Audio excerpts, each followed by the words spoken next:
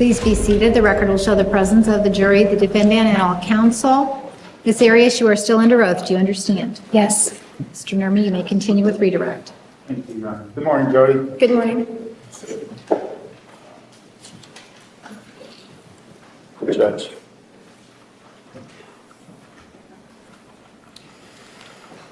Ms. Arias, last week when you spoke with counsel for the state, you were shown Exhibit 456.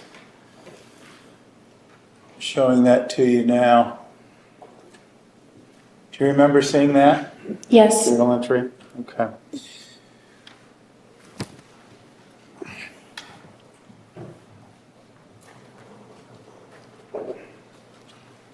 To your recollection, was that the only journal entry you made on January 24th, 2008? No, it was not. Hand you what's been marked as Exhibit 511. Could you please read that over for us?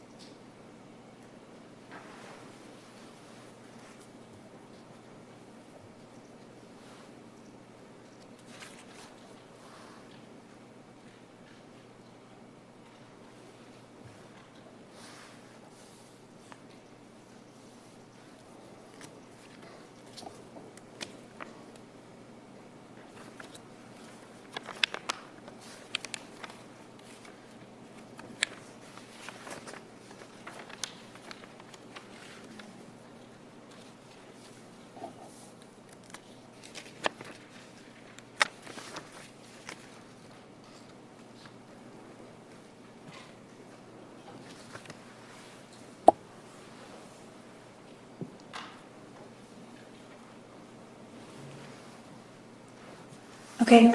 Okay. Drawing your attention back to Exhibit 456, it appears that you place your initials and then there is a line underneath the paragraph. Is that what you would do to end a particular entry?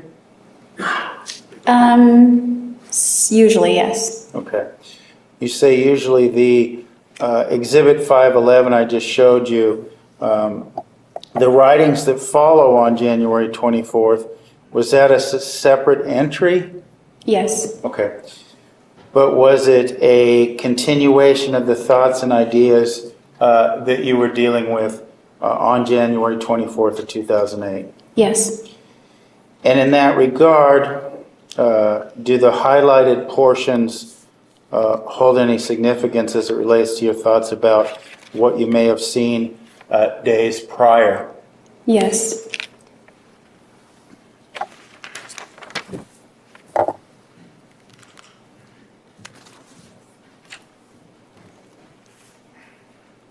And you authored this on January 24th, 2008, all these entries, is that correct? Yes. Okay. I'm going to move to admit Exhibit 511.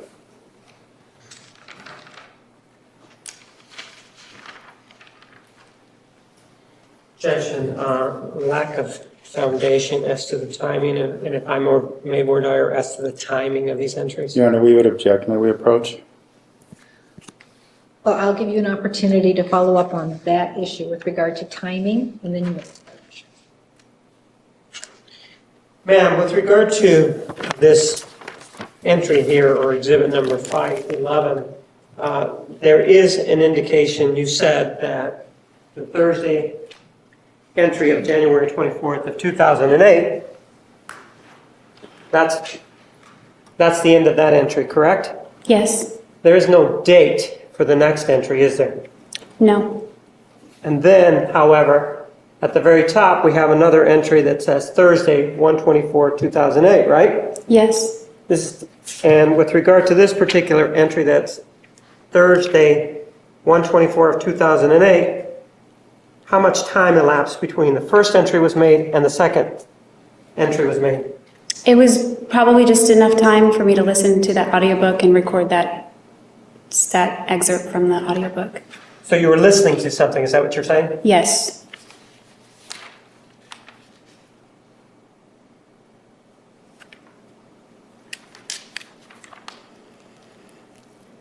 With regard to this second entry of January 24th of 2008, is that the complete second entry? Or is there more missing, since I don't see your initials on this one?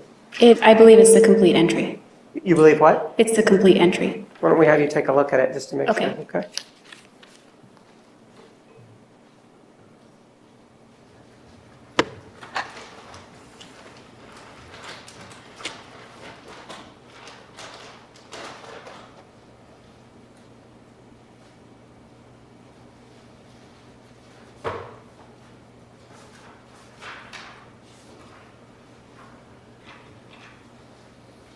This is exhibit number 242.002. Take a look at it.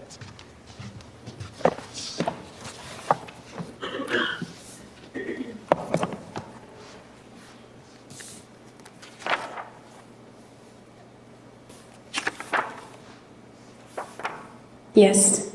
All right. So how much time are we talking about between the first Thursday, January 24th, 2008 entry and the second Thursday, January 24th, 2008 entry? It would have been a matter of hours, but I don't know exactly how many hours. All right. I don't have any objection.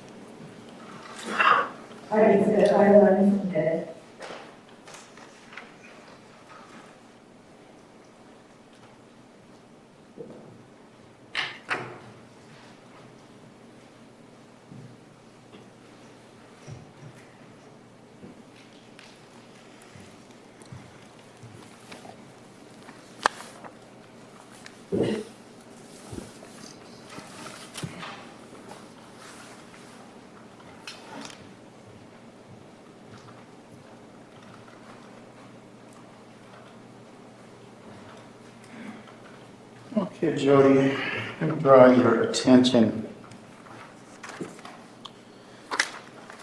Now, looking at, before we go into Exhibit 511, looking at Exhibit 456, the portion previously admitted of the January 24th, 2008 minute entry, it says there's been nothing noteworthy to report. You see that? Yes.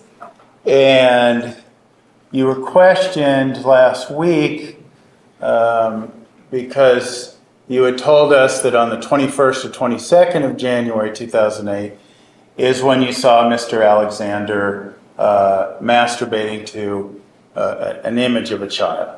Remember that? Yes, the 21st. Okay. And before we get into the entry, you had said, you were asked several times, well, why would you say nothing's noteworthy to report? And you said that wouldn't be the type of thing I would write in my journal. Can you explain that to us now? Well, to me, as far as noteworthy things you would want to note, and that's exactly the opposite of something I would want to note. I wouldn't want to remember that. I wouldn't want it recorded in my journal as far as record keeping goes. And also it's a highly negative event, and it was a negative experience for me, and it's not something that I wished to remember. Okay. And now, before we move past discussion of this event, one of the things you were asked about is what time you saw, what time of day it was that you saw Mr. Alexander masturbating to this image. Do you recall being asked that? Yes. Okay. Now, when you saw that event, you witnessed what you described for us, did you think to yourself, I better check my watch, I might need to testify about this 5 years later? No.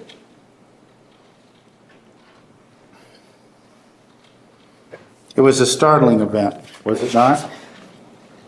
Yeah, it was very shocking.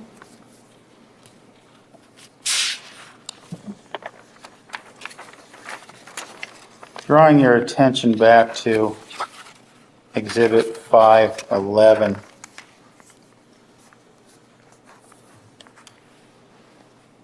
And specifically, try to make it visible for you there. Yes, we can't get it all in.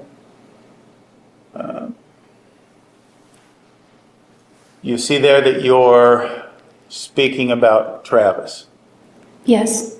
2 or 3 days later, after this event. Is that correct? Yes. Okay. You mentioned that you love him. Love him. Yes. Is that an accurate of your feelings for him at that point in time? Yes, it was. You say that you're saying that he displays a massive amount of unconditional love for you, Yes, and you felt that way at the time? I did.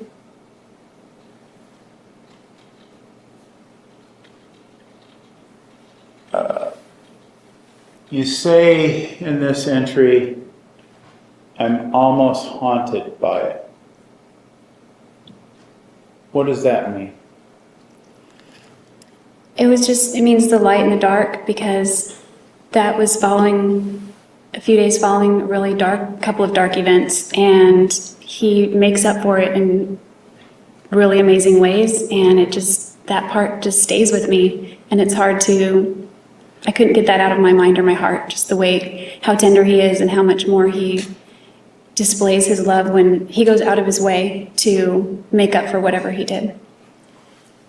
So when you say you're haunted by it, are you saying you're haunted by what you saw on the 21st or 22nd, or are you haunted by his love? I'm a little confused. There's a lack of foundation as to which day. On the 22nd, she claims he hit her. On the 21st, she claims something else. Sustained. At this time period, you say you're haunted by it.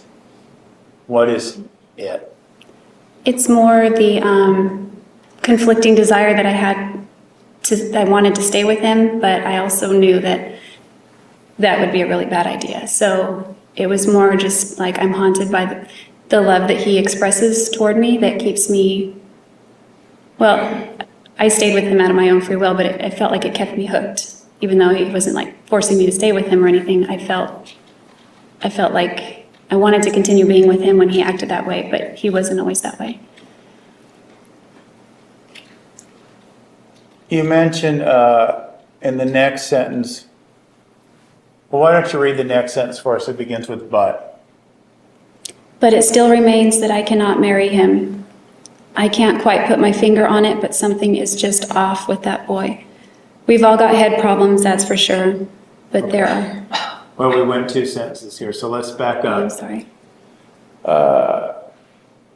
To the first sentence. You say this is in January 4th of 2008, you've come to the conclusion that you could not marry Travis. Is that right? Yes. Okay. Was the subject of marriage previous to January 24th, was that something that you and Travis were discussing? Yes, we've discussed it prior to that date. And had he ever proposed to you? Yeah, he did over the phone once. Did you receive that proposal as being serious or just a joke? There were times when he said it jokingly, but that one over the phone, I believed he was serious. And did that one over the phone, did that occur before this journal entry on the 24th? If you recall. Yes, that was the day we broke up. Okay. Now you said, reading on in that sentence, you can't quite put your finger on it, but something is off with that boy. That boy being Travis, right? Yes. Okay. What did you mean by that when you wrote that in your journal? Well, that's kind of my indirect way of referring to his issues that were, in my mind, something I couldn't look past and accept. Okay.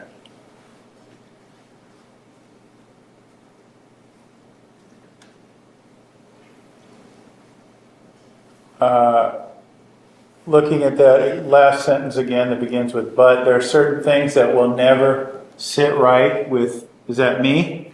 Yes.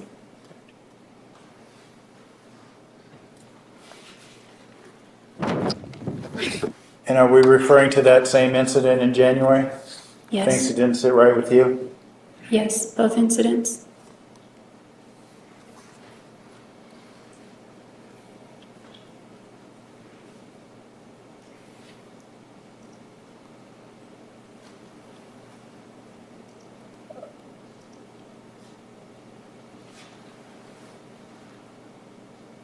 The next sentence there, he talks, could you read that for us, beginning with "for example"? For example, he always makes that ridiculous joke. Families can be forever. Why do you want to spend so much time with them now? And you say that you want a family man who takes family seriously. Are you referring back to the idea of reasons why you wouldn't marry Travis in those sentences? Is that what we're talking about? Yeah, just Restate your question, it's the same. What are we referencing in those two sentences? well, directly I'm referencing a joke that he used to make, and I left out together. It should be families can be together forever. That's how the saying goes in the church. And but he would add that second part to the sentence.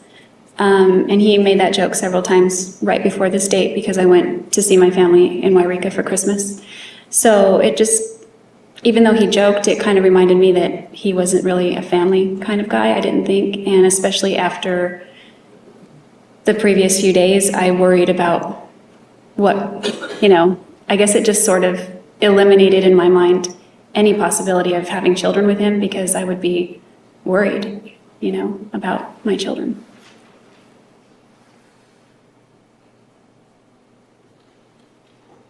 Now you're still in the next sentence there. Could you read that? But he has told me. But he has told me time and again that if he could marry me, it would mean he won the wife lottery. So when we're talking about this entire paragraph and what we saw before, the stream of consciousness seems to be the issue of marriage. Is that accurate? That's accurate, yes. And so this comment about winning the wife lottery with you, is that something Travis made once or made many times? He told me that on several occasions.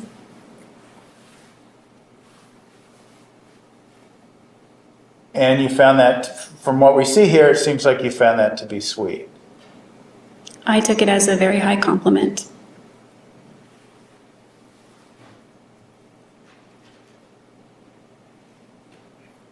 And you say here that you want to be married on January 24th of 2007. Was that, for lack of a better way of putting it, was that a goal in your life? At that time, that was a goal in my life.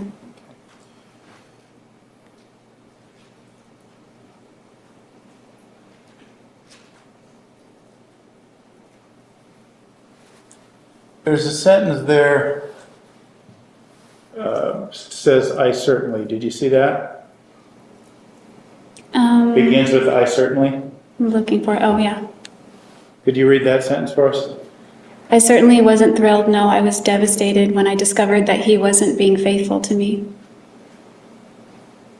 In that sentence, you say faithful. What are we talking about by faithful? Just being monogamous within our relationship. So on January 24th of 2007, you knew that he wasn't monogamous within your relationship, correct? Yes, because the year before is when I had discovered that. But you kept going with the friendship, correct? Yeah, the friendship. And you I went guess. along with the sexual activities as well, right? Yes. So this is something you had a long-standing knowledge of before June 4th of 2008, isn't that correct? Yes.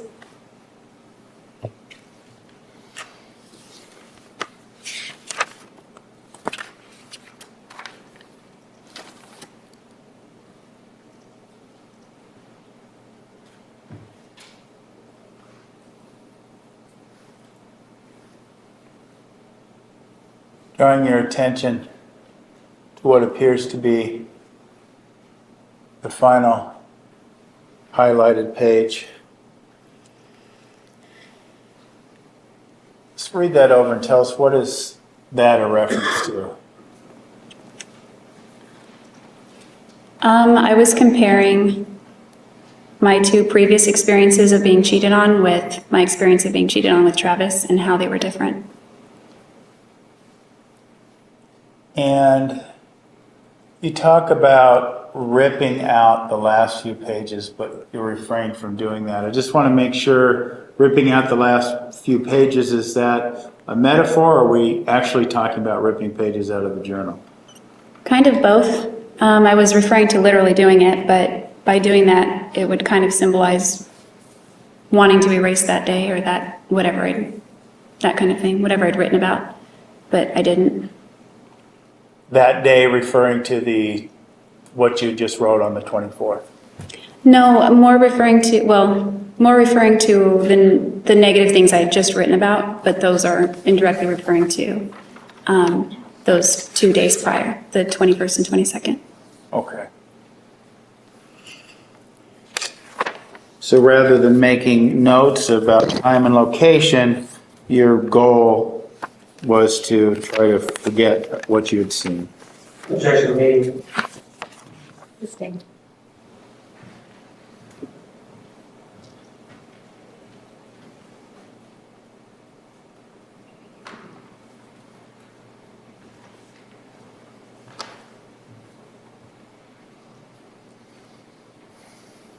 Now, Ms. Arias, I want to draw your attention to Exhibit 471.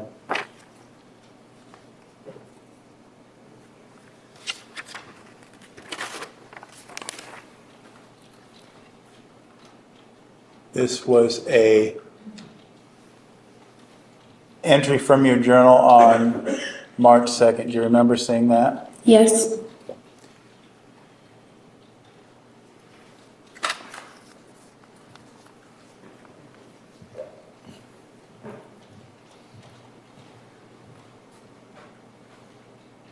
Now showing you what's been marked as Exhibit 512 and also handing you Exhibit 471.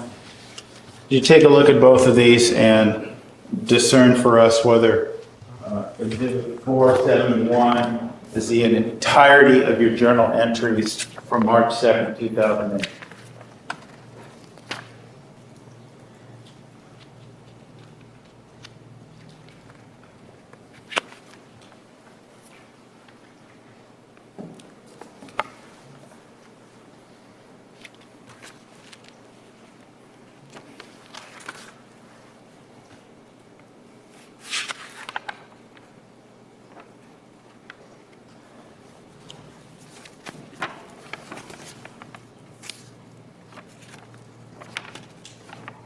It looks like the entirety of that entry, but there's another one on the same day. In which exhibit contains that entry in the same day? 512. Okay. And as it relates to 512, that entry that is contained in 511 that is not in 470, is that right? Or 71. 471. Is that a continuation of the thoughts you were having on March 2nd of 2008? Yes, it's along the same theme. Okay. And you mentioned separate entries, like with the last entry, was there a period of time which you stopped your writing? There might have been, if that's why I started to date it again, but not much because it was all on the same day. Okay. So you don't recall how long it was between these two journal entries? Since it's a Sunday, it likely would have been 3 hours because usually I journaled before church and after, and sometimes during. Okay. And you just told us you were dealing with some of those same issues that you were dealing with earlier in your journal on 3.2. Referencing the highlighted portion, does that illustrate the issues you were going through not previously noted on 3/2/2008? Yes.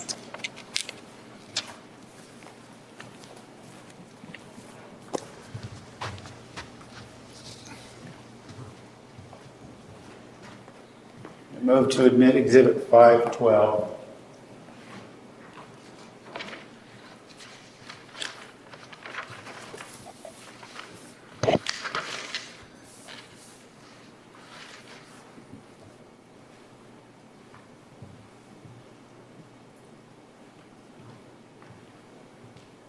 No objection. 512 is admitted.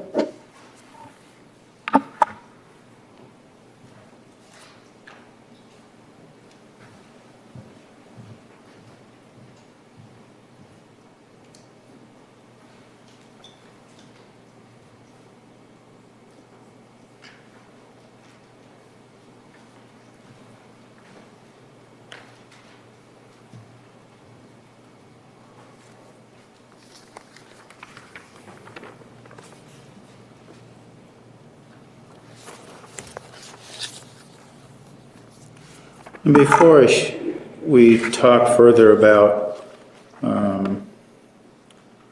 the entry on Sunday, March 2nd, 2008, do you remember what was going on that day? More the day before that on Saturday, but yeah, Sunday. Okay, well, what was going on that Saturday before that? That's the day we were going to drive to the tax seminar in Tempe, and we ended up not going because of the fight that we got into. Okay.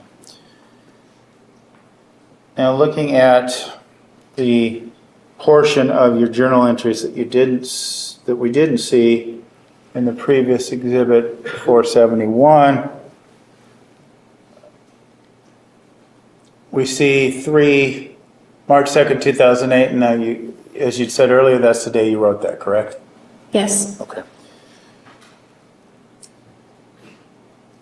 If you could be so kind as to read the first sentence of the highlighted portion. I wish I could turn back the clock and make some different decisions. What do you mean turning back the clock and making different decisions? Well, if I could go back in time, I would choose differently with regard to Travis, of course.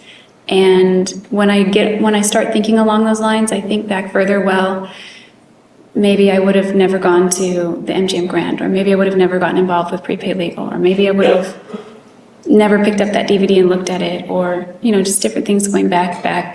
Like at any point in time, I could have made a different decision and we'd all be in different places today.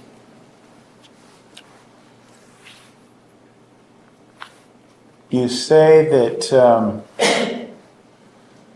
you had some anxiety about moving. See that sentence there? Yes. On March 2nd, 2008, what was your anxiety about moving? Well, I was a little concerned about separating from Travis, not because, well, I knew we needed space apart, but I was just worried that it wouldn't be a smooth separation, and I was concerned about sort of leaving him to his own vices, so to speak. What do you mean by vices? Just letting him, well, he's free to do what he wants, but I guess I was worried about, I felt at this point in time that I was kind of starting to urge him to pick up the phone and call somebody for help. But he wasn't really budging on that. He wasn't doing it. So I was worried that if I just left town that he would never do it, but I didn't want to push him, but I wanted him to do it. So, but it's his life, at the same time. So it was hard. It was a difficult decision. I knew that by leaving, I don't want to say checking up on him, but I wouldn't be able to, I don't know. I wanted him to make progress with that, in that regard, with his issues. And I wanted to make sure that he went down that path so that he wouldn't go down an even worse path, things that he didn't want to do, ultimately. Is part of what you're saying with not wanting to say it that you weren't going to be available for him to have sex with? Objection, characterization in not wanting to say it. She can say whatever she did. She can say what she wants. Stand disgraced. Part of your anxiety was that you wouldn't be available for Mr. Alexander to have sex with? Objection made. Overruled. That involved that, yes.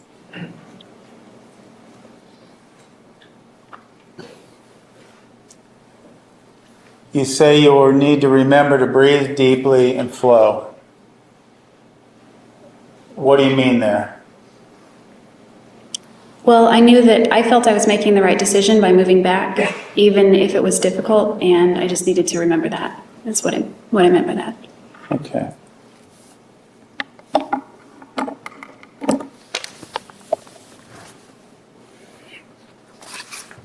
Now, Ms. Arias, I want to ask you a couple things before we move past the writings, the text messages, the journals, what have you. There were a couple things that came up in these things on your cross-examination. One of them was the fact that you used the term, you referenced Mr. Alexander as haughty biscotti, and you also used that same term referencing Ryan Burns. Could you explain perhaps your use of that term to us? Yes. When Juan said pet name, I was thinking T-Dog. That's why I answered yes. It wasn't a pet name that I gave him, but it's one I adopted that he had had prior to meeting him. So Hottie Biscotti is actually something that developed when I worked at Ventana Inn and Spa. I worked with a guy named Scott, and he and Daryl and I and everyone there, we were all friends, and we called him Scotty, and we also served espresso, and with the espresso were biscottis. So one day we were all we figured out that it rhymed, so we started saying Scotty and biscotti, and it went with hottie, and it just went on and on with all these little things that rhymed with that. So hottie biscotti stuck, and it's just a name that I would throw out. I've called my brothers that, I've called Daryl that, I've called a lot of people that. So it's not special to me, it's just a saying. Okay. So it wasn't something you reserved for men that you had some sort of romantic interest in, is that fair to say? Overruled. That's correct. You also mentioned talking about Travis and this nickname, T-Dog. That was Travis's nickname? Yes. Okay. And if you could speak up, please. Sorry, yes, that was his nickname. Okay. Was that the way your answer, that wasn't a nickname you gave him, is that correct? That's correct. Okay. You don't know if there was any particular reference or what that meant, if at all, if it had any meaning? There were different ideas thrown out, but I really don't know the specific meaning behind that nickname. But when you refer to him in that way, was it in an endearing manner? It was, yes. Okay.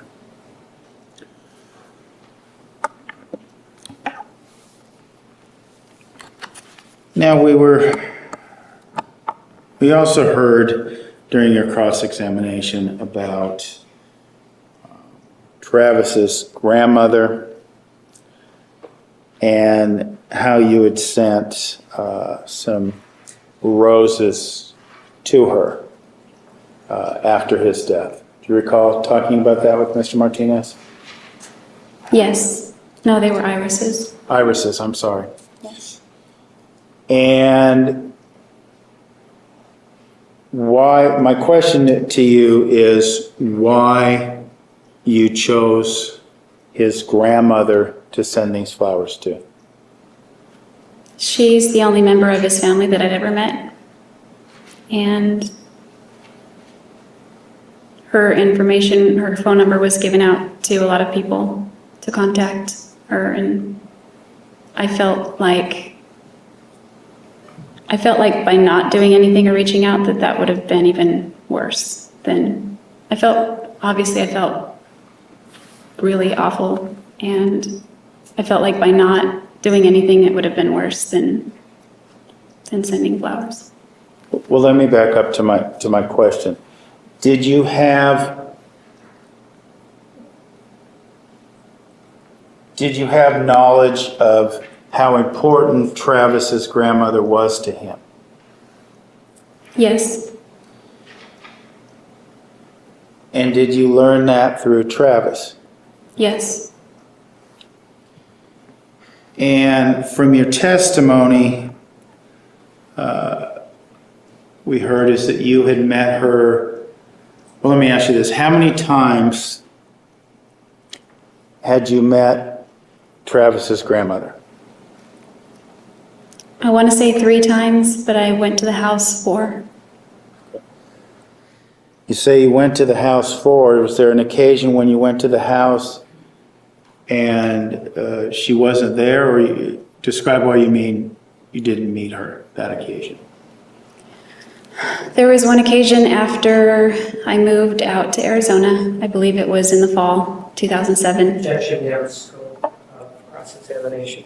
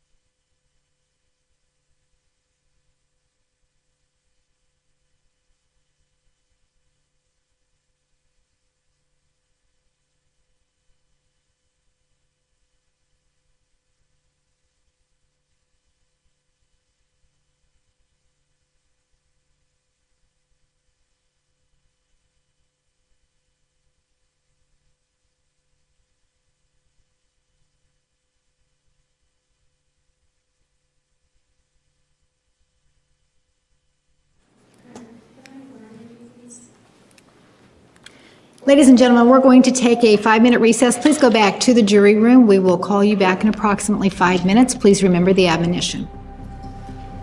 After the jury.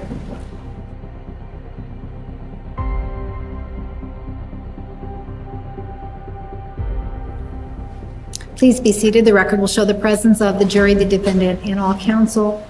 Mr. Nerman, you may continue. Thank you, Your Honor.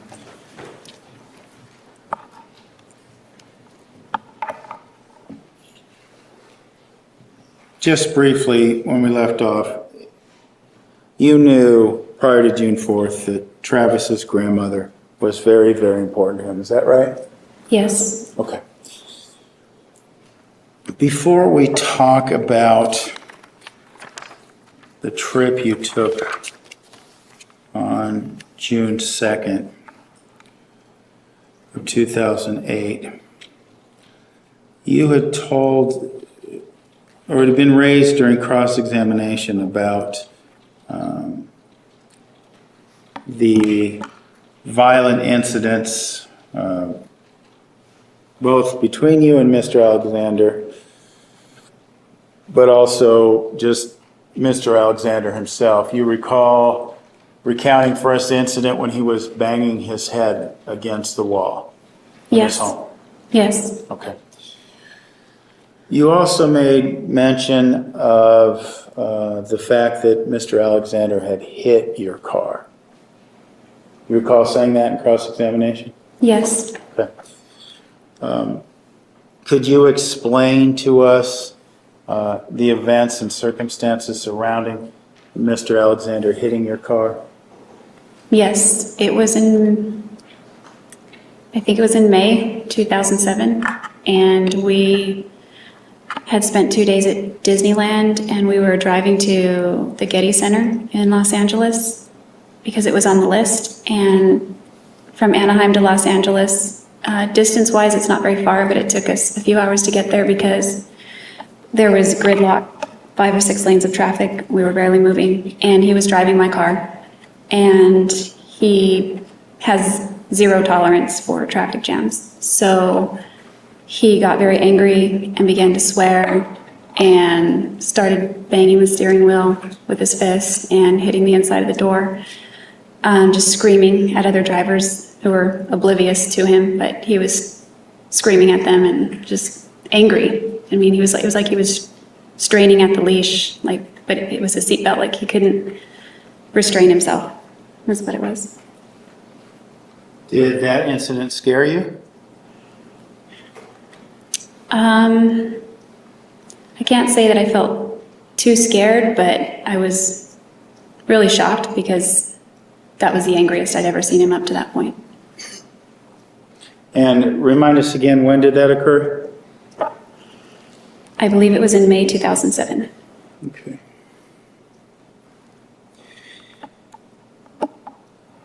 We heard about this incident where he was banging his head, and we heard about the incident related to the car. Were there any other instances of violence that you witnessed that weren't against you?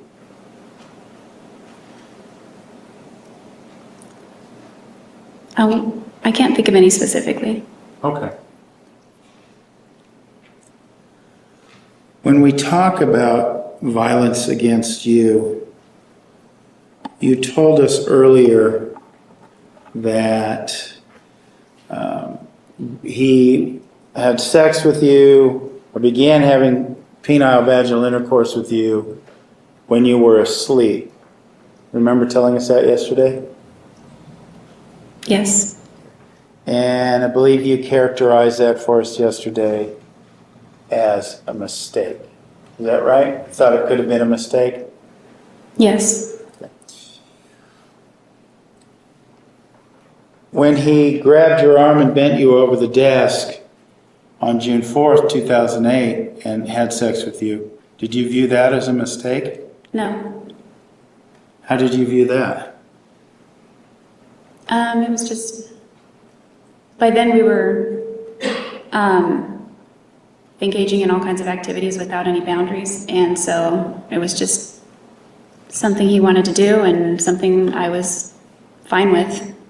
Like I said, it was a way for him to relieve his anger. It was a way for what? For him to relieve his anger. You were fine with it because it was an alternative to violence? Objection meeting.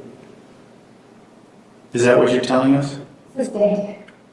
Are you telling us that this was an alternative to anger? Yes, to it escalating. Okay. Escalating to violence? Objection meeting. Possibly, but anything that's, he already threw this CD, so I didn't want it to get any worse. Okay. In late May 2008, you were asked about a robbery that occurred at your grandparents' home. Do you recall being asked about that? Yes, And you're aware that a handgun was one of the items stolen from your grandparents' house, right? I became aware of that, yes. And you really ultimately became aware of that in late May of 2008 after the robbery, correct? That's correct. Okay. At that point in time, would you have had, late May of 2008, if you wanted access to other guns, would you have had access to other guns? Yes. How so? Well, short of buying one, Matt had guns, Daryl had a gun, my father had guns, and Matt had unregistered guns at the time, which is a big no-no in California. You're supposed to register your handguns. So he had some of those, and my dad had more guns than I was aware of at that time, but I knew of 2 9mm that he had, one which had a silencer that he kept by his chair in his office when he's hooked up to his dialysis machine, he keeps one of those because he's in a vulnerable position. And also he keeps one in his bedroom.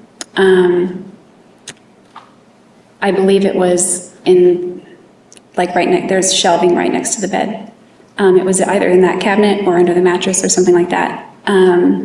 So he had those. I don't believe either of those were registered either. So by not registering those, I believe they're less traceable. Recommendation, she knows.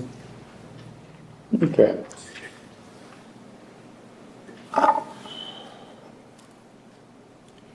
Several guns at your disposal if you wish them to be. Is that right? That's right. I don't know that I could have gotten a hold of Daryl's gun, but I knew where it was. We also talked about your choice to rent a car in Redding, California, as opposed to Wairika, correct? Yes. Okay. As it relates to Wairika, one of the things that was queried of you is the idea that it was a small town and people would know your business if you rented a car there. Do you remember that line of questioning? Yes, I do. Okay. How long, prior to you moving back in April of 2008, how long had you been away from Wairika? Besides going back occasionally for visits, 10 years. Then referencing May of 2008, did you know a lot of people in that town in May of 2008? Besides your family? I didn't recognize anyone. I thought I would see more people that I knew because I lived there, but I actually didn't see almost any of my friends there anymore. Okay. Now, referencing the same time period, May of, or June, early June, excuse me, of 2008, you owned an automobile, right? This Infiniti that we've talked about? Yes. Okay. And being in Wairika, you had family members there as well who had vehicles. Is that accurate? Yes. You could have borrowed a car from your parents? Yes, my parents have lots of cars. Could have borrowed a car from your grandparents? Probably. Maybe your sister? I don't think she had a car at that time. Brother? Which brother? Carl? Possibly. I'm trying to remember how many vehicles he had at that time. He had more than one for his house. Okay. So you could have perhaps traded a vehicle for yours for a few days if you wanted to, right? Yeah, I could have. Okay. There were also people in this town, mainly your family, that could have rented a car for you in Wairika if you needed their assistance in doing that for whatever reason. Would that be accurate? Objection made. Sustained. To your belief, would the other people, other family members have rented a car for you in Wairika if you so desired? Yes, maybe even a couple of friends. Okay. But as you told us on direct and on cross, you chose Reading because of the price you were going to pay for the rental car, right? No, I actually chose Reading because it's the only place that would come up on Priceline or Expedia or whatever I was using. It was the closest place in the direction I was headed that kept coming up when I entered Wairika's zip code. Okay, in the direction that you were heading, meaning the next question was raised is this idea that you were heading south through California, correct? That was your itinerary? Yes. Okay. So Reading, California, where is that in conjunction with your first stop, which was the Monterey area? Probably 6 hours around there. Okay. My question to you is it directly in the middle? Is it right off the freeway? Did you have to divert yourself To go to Monterey? to go to Reading? Oh, no, it's right on Interstate 5. Reading is, just like Wairika. Okay. So stopping and getting the car at Reading just meant pulling off the freeway and stopping at the airport. Is that what you're telling us? Objection made. Overruled. Well, my brother lived right off the freeway. The airport wasn't too far from his house. And it was on your way Yes. to Monterey? Okay.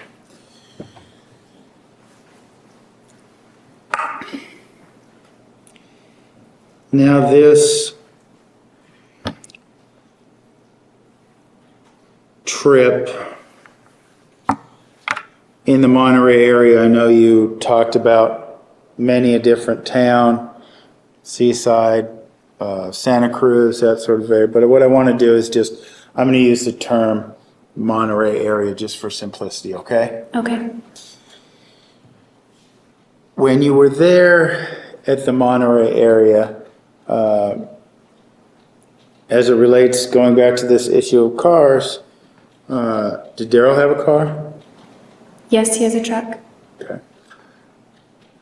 And did Matt have a car back at that time? Yes, Matt always had a few vehicles. Would those have been cars that you believe that you could have borrowed from either one of these individuals if you wanted to? Probably not Daryl because it was his only form of transportation, but Matt, certainly. And Matt being the guy that was brought up on cross-examination, that would never betray you, is that right? Yes.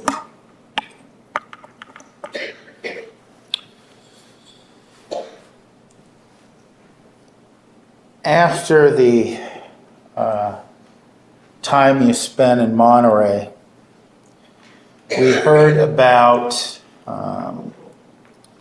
some time you spent in Salinas. Is that right? Did I say that town right? That's right. Okay.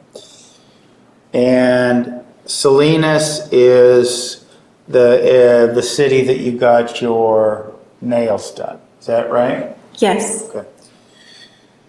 And was this also the city you went to the Starbucks and had this issue with your license plates? no, Okay. Where was that? What city was that? Pasadena. Okay.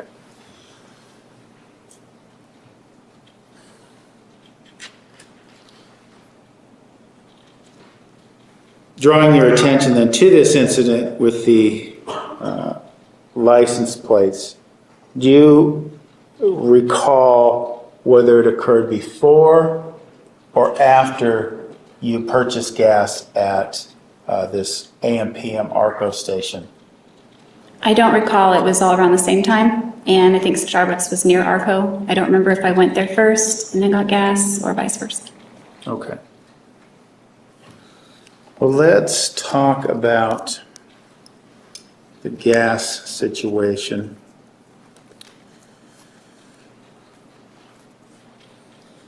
You had spoken about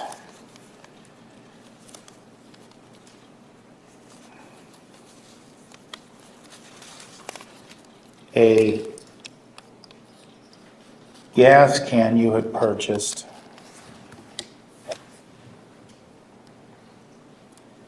on June 3rd,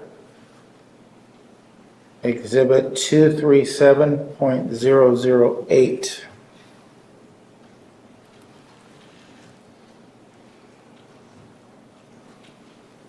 Do you recall seeing that last week? Yes, Okay. And where was that purchased? at Walmart in Salinas. Okay. You said that you said that you returned that. Did you return that right away? Was that before or after you got your nails done? I think it was before. And you purchased it before or returned it? I purchased it, Starbucks is in the same parking lot. I think I went there and then I returned it after that. Okay, I'm a little confused because you had just told us that the Starbucks you went to was in Pasadena. That's a different Starbucks. I also got Starbucks in Salinas as well. Okay, all right. So you purchased this gas can and you decide, well, why do you originally decide to purchase a third gas can? You had two. Why three? Well, I was thinking about, again, getting cheap gas out of state. And then after I got it, I thought it doesn't really make sense for the math and there's not a lot of room in my trunk. So it didn't make as much sense as my idea originally, just to fill up on gas and that kind of thing. So you returned that gas can the same day? Yes, right after Starbucks. I think that was before I went to get my nails done. Before you went where? To get my nails done, Okay, I think. all right. And you didn't get any sort of receipt from that Walmart regarding the return? That's what you told us, correct? No, I think they just handed me cash or something. I might have gotten a receipt. I don't remember. Okay.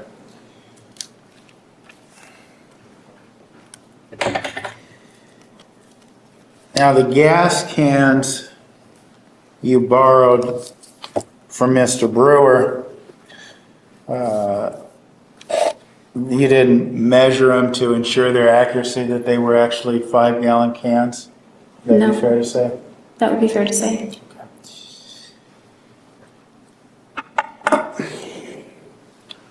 Now, staying on the issue of gas, you were shown 3 different receipts from your time at the ARCO station. Now, showing you what's been marked as Exhibit 237.001. Do you recall seeing that? Yes. And that was, do you recall now if you paid at the pump or paid inside as it relates to that particular transaction? Well, I don't recall from memory, but that looks like it was a pay at the pump receipt. Okay. Drawing your attention to Exhibit 237012. This is a receipt. If we look at the addresses, this appears to be a receipt from the same location, has the same facility number on there, but the receipt is different. Can you see that? Yes. In terms of its structure. And I know you don't work for ARCO, but do you recall the difference here? Do you think you paid, I see a clerk number was pointed out, 2525. Clerk number, do you believe you paid inside, or do you believe that you paid at the pump on that one? That would probably be inside, because I also think that's the only way you can prepay Okay. for a certain amount. And as it relates to these exhibits here, you prepaid $40 at 9.59 gallons. Correct? Yes. Okay. Now you said you prepaid that amount. Do you recall, did that go in the car as it relates to the $40? Did that go into the car, or did that go into gas cans? Well, I don't recall specifically. I'm pretty sure, though, that I filled up my car and then the gas, or I really don't recall specifically. Okay. As it relates to Exhibit 237.013, we can see another receipt that mirrors the format of 237012. Wouldn't you agree? Yes. Same clerk number and same prepayment. You prepaid, it looks like, as to the exhibit ending in 013, you prepaid $20. Is that correct? Yes. Okay. Now, question was raised mathematically to you as to where that gas could have gone. Looking at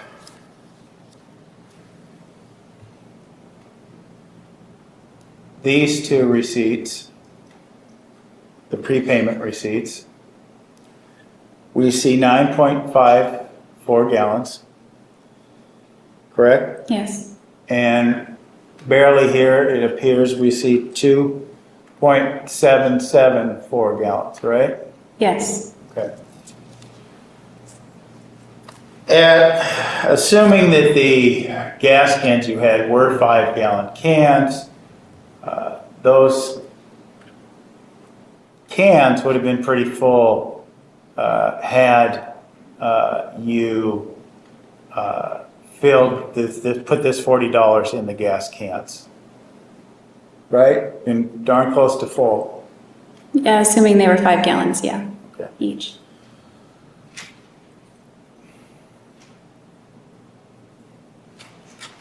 So this 277 couldn't have gone in that second gas can or any more in the gas cans, could it have? No. As it relates to these two receipts, since they are of similar format as we've spoken about, do you believe, to your memory, that these receipts, these two receipts we see here, were going into the same item? I don't think so. Well, unless it was the car. Certainly not the gas cans. Well, unless they were more than 5-gallon capacity. Okay. As it relates to the car, when you were at this gas station and prepaying for gas, did you know exactly I'm going to need blank amount of gallons of gas to fill up my tank? No, I didn't know that.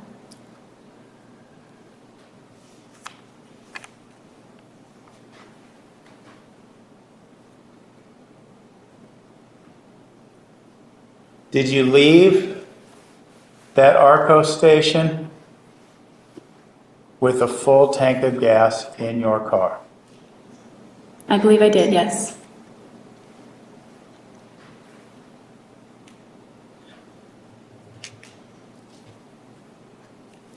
As it relates to the gas cans, $10 worth, do you remember when you filled up the gas cans, did you fill those both up to the very top of the can? No, I was actually worried about doing that because I didn't want to have an overflow of highly flammable substance on the outside of the container or on my hands, I think. So the gas cans, to your recollection, you did not fill all the way up. Is that accurate? I would say that's accurate. I think I just picked it up to see if it felt full. Okay. Judge. All right, ladies and gentlemen, we will take the noon recess at this time. Please remember the admonition. We'll see you at 1:25. You are excused. Please stand for the jury.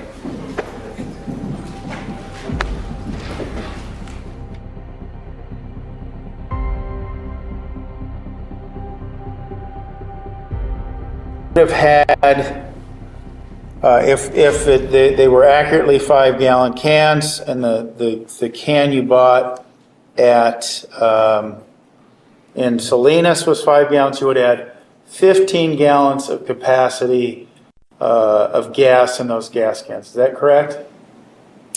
Considering the 3 gas cans, yes, correct. Okay. We're assuming you have 3 gas cans. All right. Now, looking at the receipts we have here, again, the first in time is the 8:42 p.m. You see that on there? The time? Yes, Okay.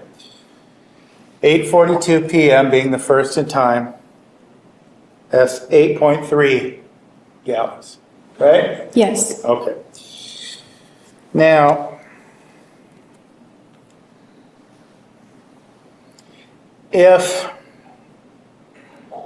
and we saw this receipt here for the small quantity of gas, the 2.77 gallons, right? Right. All right. So rounding off some of the numbers, we would have 2.7 gallons and 8.3 gallons, correct? Correct. Okay. So if we have, that makes for a total of 11 gallons, just over 11 gallons if we carry some of the numbers, correct? Yes. Okay.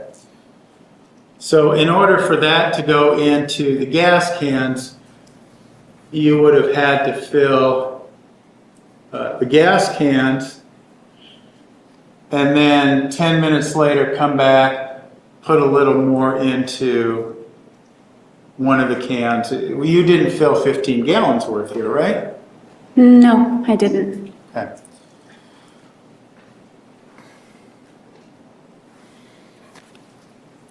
Now, and just for the record, the comparison related to Exhibit 237013, comparing this now to 237012,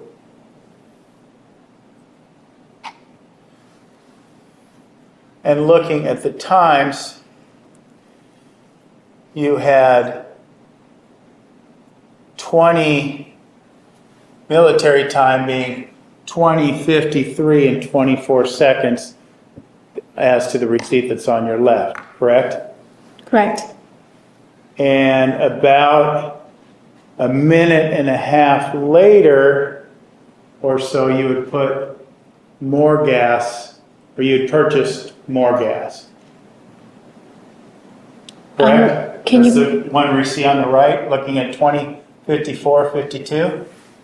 I can't quite see the time on the right.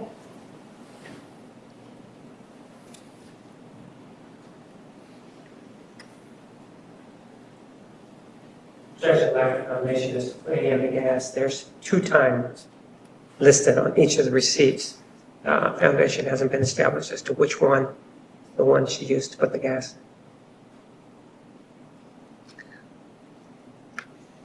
State your next question.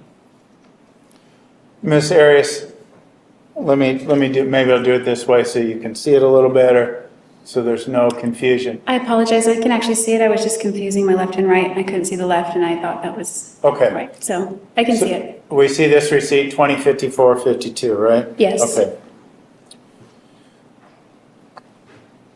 Now, these receipts, these two here, the receipts that are of similar nature, now I'm going to have to zoom back out.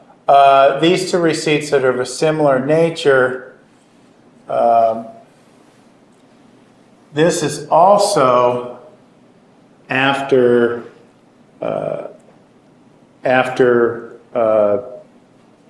over 10 gallons of gas, right? Yes, in total, yes. Yeah, so we have 2.7 gallons and we have 9.6 gallons roughly. So again, we would have this situation where if this would have gone into a gas can, the third gas can, you just, for whatever reason, would have put very little in it. Right? As in the 2 gallons? Yeah, Yeah. it's nonsensical. Okay.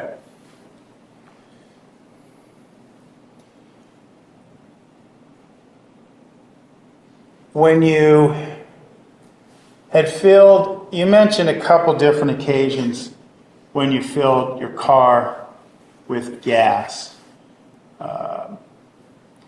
And you mentioned, I want to make sure I get it, Desert Sky? Desert Center. I think Desert it's called. Center. And also you mentioned filling up gas in bucket, right? Yes, at the Shell. Okay. Now, if you remember, do you remember the quantity of that gas being closer to the equivalence of these 13 gallons we see here? It was around that, yes, each time. So it might be a safer bet that this gas went into the car in these receipts. Is that correct? Leading speculation, she can just tell us. Sustained. Do you believe then, looking at these receipts from 2053.24 and 2054.52 from the register, that those were more likely to have gone in your Ford Focus rental car? Objection, speculation. She doesn't know. Sustained.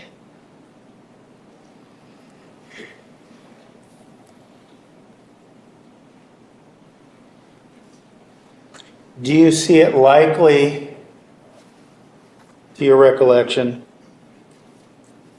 that you would have filled up one source of gas at 8:42 p.m.,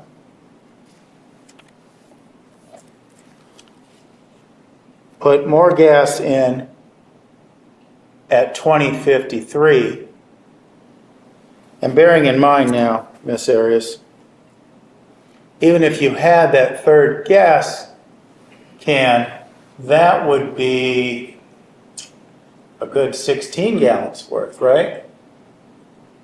Yes, Over 16 gallons. So that couldn't have gone into any gas cans, even if you had this third gas can, correct? that's correct. Okay. Objection, speculation. Overruled. Okay. So,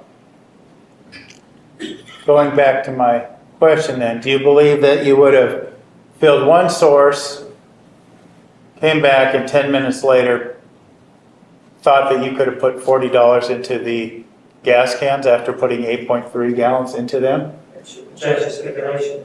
She can tell us what she did. He's asking her to speculate. Dane, restate your question. Restate your question. Having filled two, if the first one, the first receipt were to be the gas cans, and you put in $34 to fill both gas cans, would it make sense to you that you would put $40 worth of gas, try to put that into the remaining gas can? Objection, speculation, what makes sense? No, that makes no sense.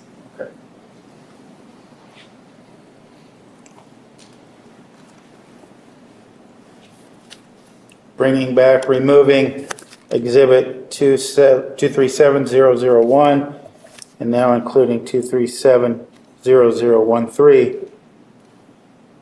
Does it make more sense then that you were filling the tank with these receipts? Objection, speculation as to what makes more sense. Overruled. Yes, I would have prepaid for that and then topped it off. Okay.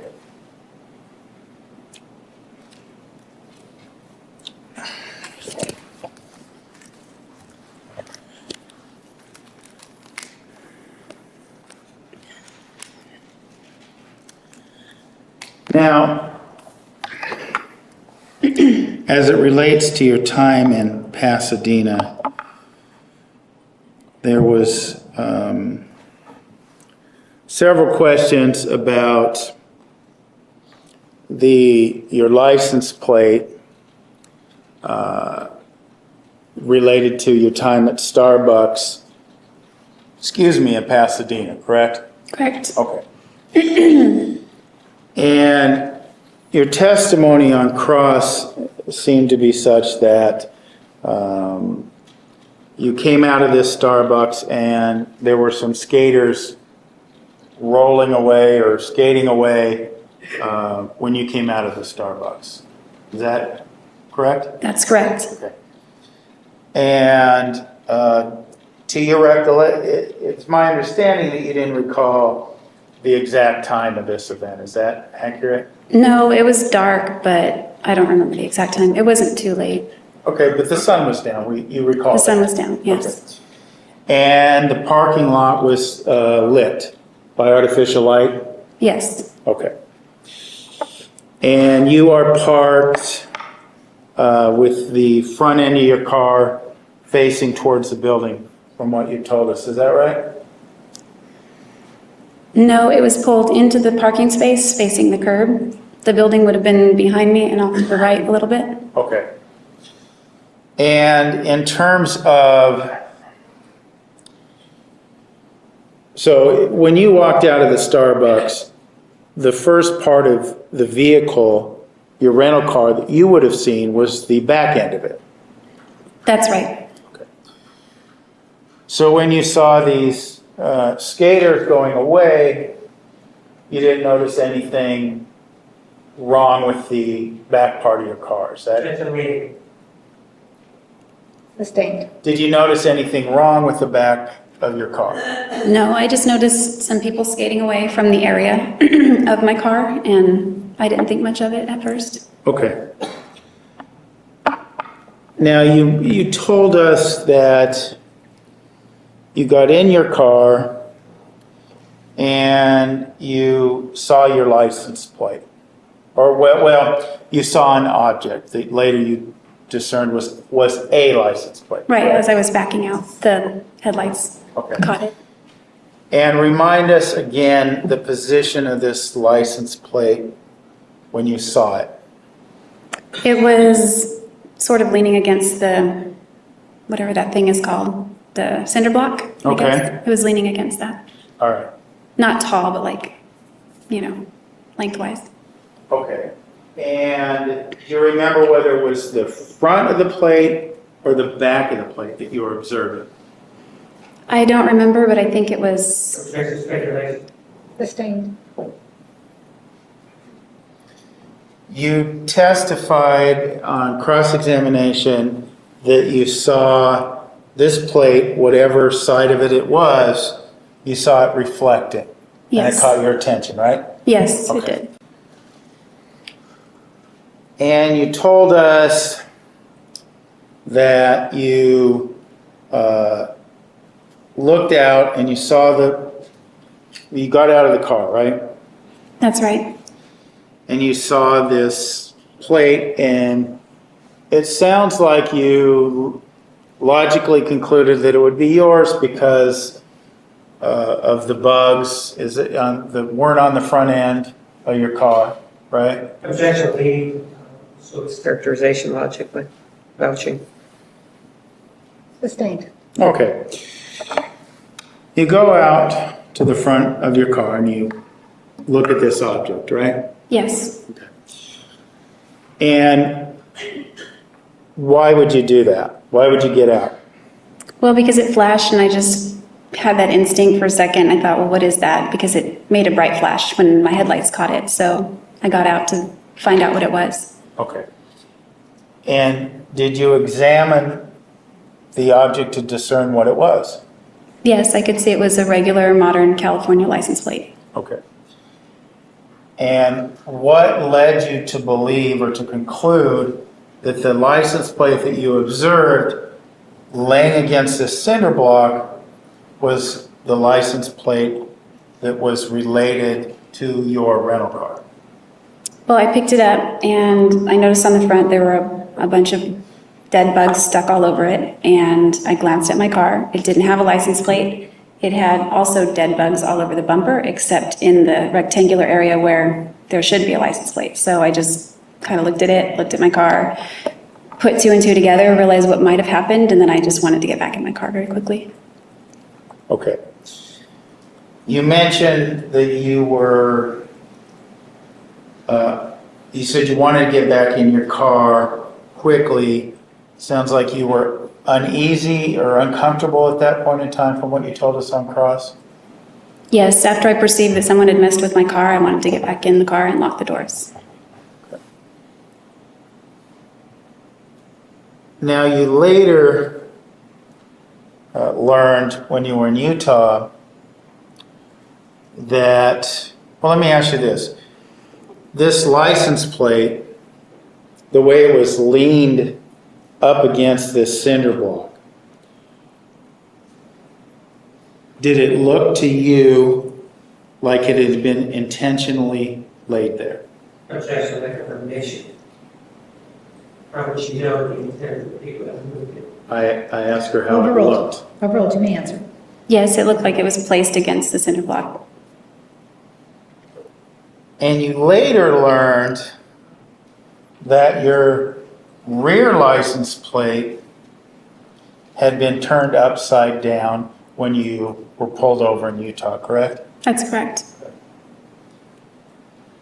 So could it have been the case that somebody was in the process of flipping your front license plate around when you saw it? That was my thought. Objection, speculation.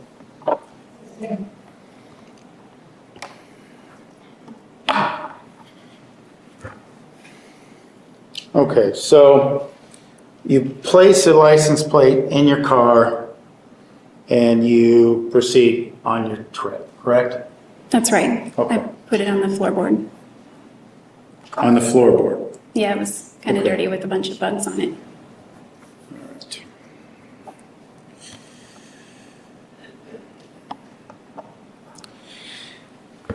Now, you mentioned on your trip that you stopped we mentioned this a bit earlier as well, you stopped to get gas at two different locations on the way in, correct?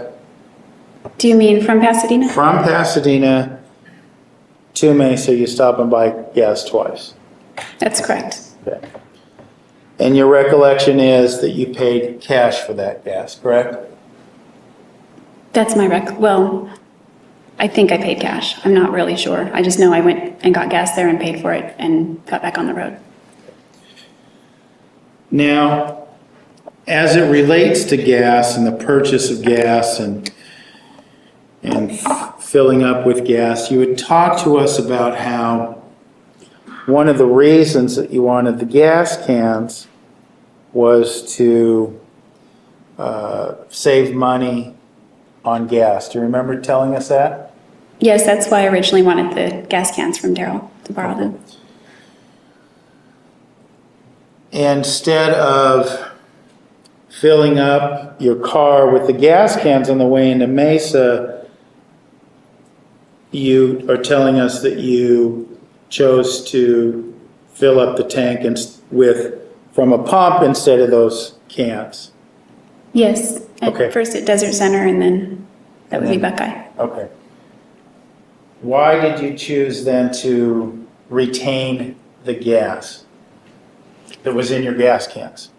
Well, when I got to Pasadena and I realized I wasn't going to hook up with Laura, which was Daryl's sister, and I wasn't going south to San Diego to visit John Dixon, that was out. I was going to get on the road and head on I-15 and go to Utah. I'd never driven I-15. I'd never driven across Nevada. I understand that it goes maybe through the southern part of the state. It's desert. I mean, I don't know what's out there. I mean, I was concerned about driving across that area in the middle of the night, being alone, never having driven that road before. So I wanted to make sure that I didn't run out of gas. So I put gas up first in my tanks so that I didn't run out of gas in the middle of nowhere. That was my fear. Okay.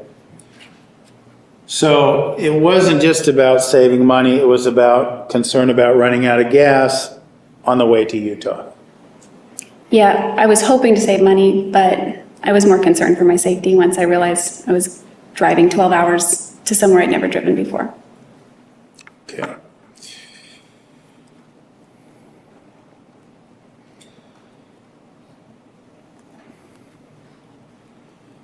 Now, I want to talk to you about arriving at Travis's house and some of the things that happened on June 4th as to what you can recall, okay? Okay. In that regard, when you spoke to Mr. Martinez, during several points, but mostly as it related to June 4th, you had brought up that you have memory issues that affect you during stressful times. Is that correct? That is correct. Okay. And you mentioned specifically when men are yelling at you. Objecting is characterized as testimony. Was that your testimony? Grilled. I said screaming or grilling. Okay. All right.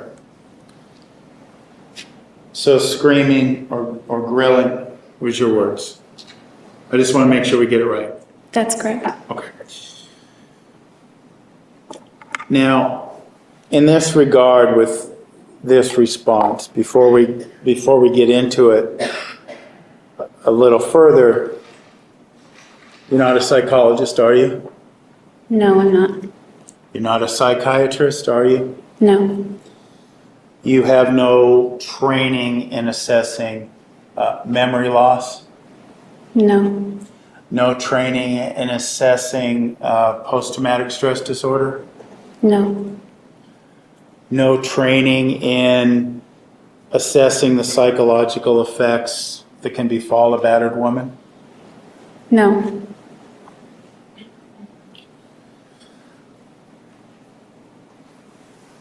What I think you can tell us about is you and your reaction. So I want to focus on that.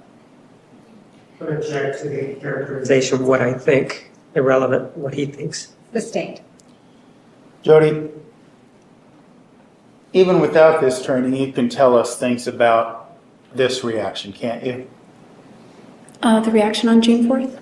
Not the reaction on June 4th, but this general reaction to men yelling at you, stress, grilling you. I'll use your words. Yes. Okay. And I should be clear, it's not just men. It's not limited to men. It's primarily, but it could be my mom. It could be any female as well. Just somebody yelling. Okay.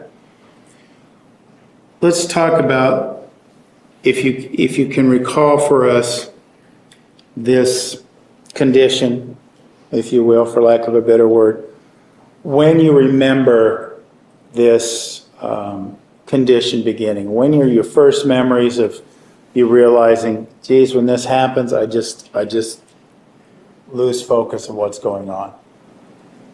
Again, this characterization, she has memory issues, not losing focus. Sustained. Do you remember things better when you are able to focus on what you're doing? Yes. When people yell at you or you're in stressful situations, do you lose focus on what's going on? I do. Okay.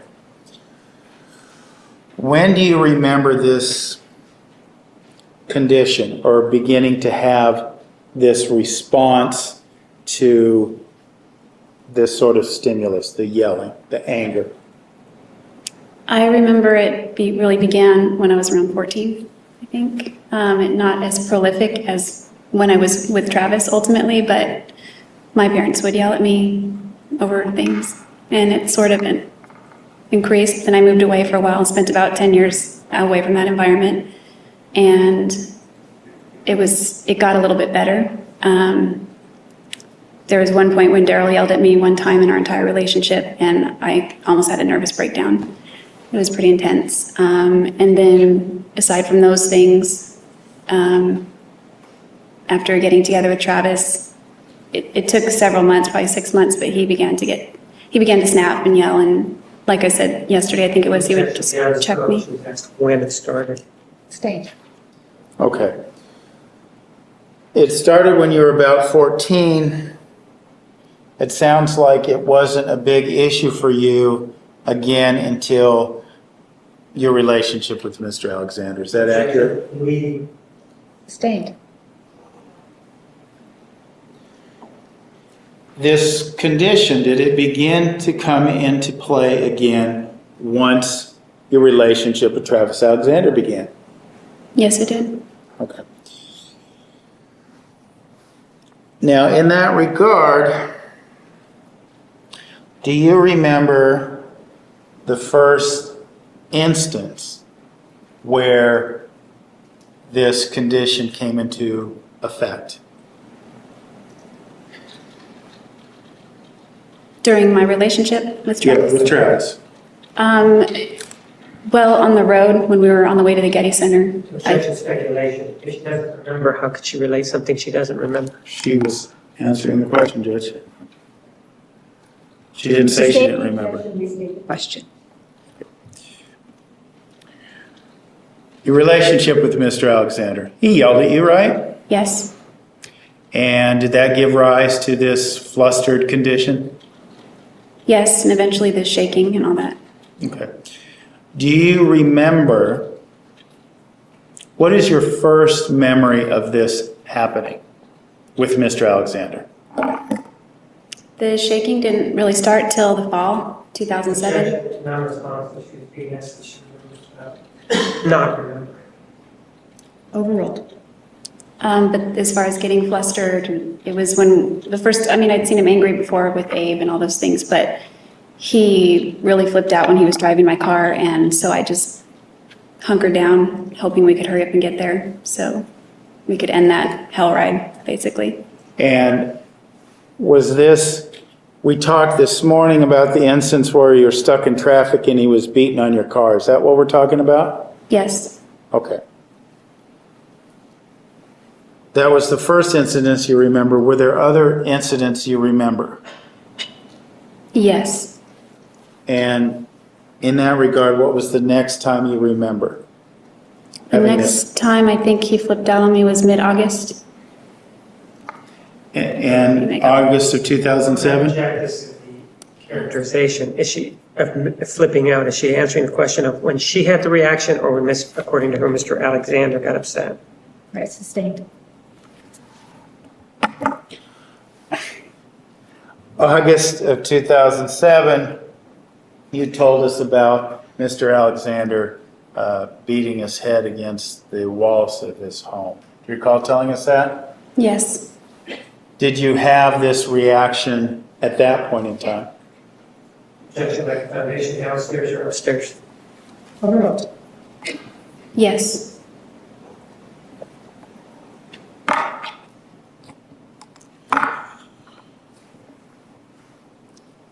At this point in time, August 2007, we heard the testimony that Mr. Alexander had not yet been violent with you, correct?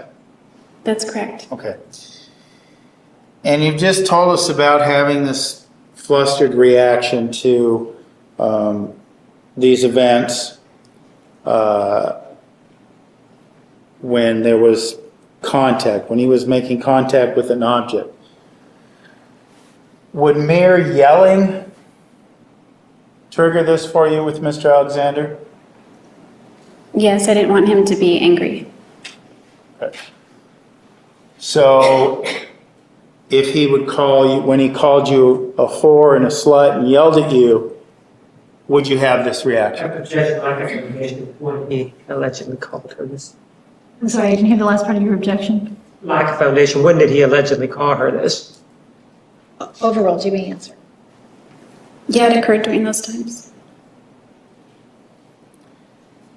And when he yelled at you about not having enough money to loan him or John Dixon, did this also occur? Objection, cover her question. Sustained. Okay. Let's talk about this Havasupai trip and this backpack. You've told us that when you were behind closed doors in the bedroom in Mr. Freeman's home, Mr. Alexander was yelling at you about your interaction, the time you spent with John Dixon in Irvine, California, right? Yes, but to be clear, it was in Travis's home, not Dan's. Okay. And is this the incident when he was referring to Mr. Dixon as Mr. Dickhead? Yes, John Dickhead. And when he's yelling at you and saying you shouldn't be hanging out with John Dickhead, did you have this reaction? Yes, it was very stressful. I was crying. Well, I was, Objection. She's already answered. Apart from losing your memory and being foggy, what else did you experience? Objection, lack of foundation. She said she loses her memory. She didn't say being foggy at that point. Sustained. What else happened apart from this condition with your memory and your response? Were you shaking when he was yelling at you about John Dickhead? I was shaking and crying. Yes. I was trying to brush my teeth. Objection, she's already answered the question. Sustained. Okay. Can you think of any other times when Mr. Alexander yelled at you and you became disoriented to the point of causing memory loss? Yes, and to be clear, foggy falls under that. I mean, Objection, she's not answering the question. Overruled, the answer will stand. Okay. they're not complete blackouts. So, I mean, things just get scrambled. I don't know how else. There would be the time when we were arguing in his bedroom and he didn't let me leave the first few times, and then eventually I left. I think he yelled at me one more time. There was another time in August when he was in Utah, and that was over the phone. I mean, there were several times. Well, this could, that you could even have this reaction over the phone with him. Yes, Distance was immaterial to your reaction, Objection, meeting. correct? Sustained. Would distance matter to you in terms of this reaction? it didn't matter. When you had this reaction, were you able to rationalize and say, hey, Mr. Alexander's X amount of miles away, I don't have to worry about it? Could you make that rationalization? No, my rationalization was he's Objection, come, she's answered the question. Overruled. that he's X amount of miles away, and that didn't matter because he was coming back anyway. Okay.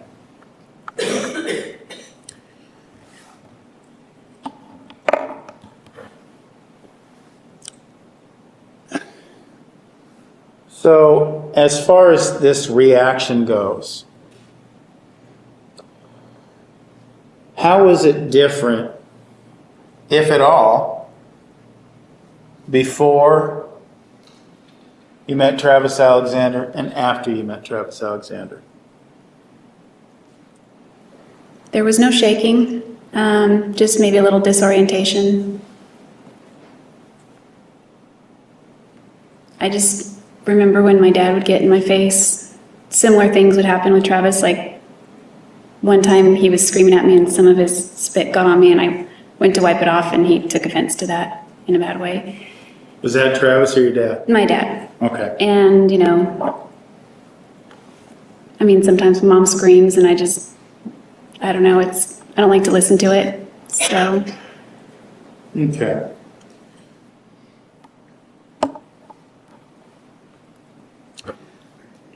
Now, as it relates to June 4th,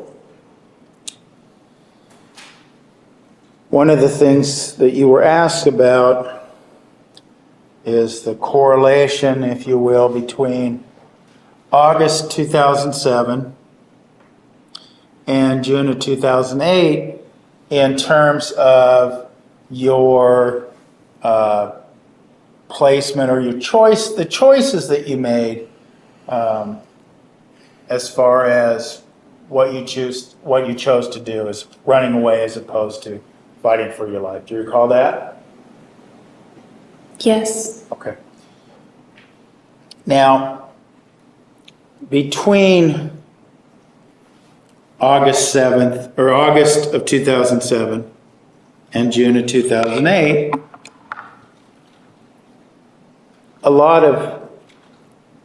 there were some violent incidents, weren't there?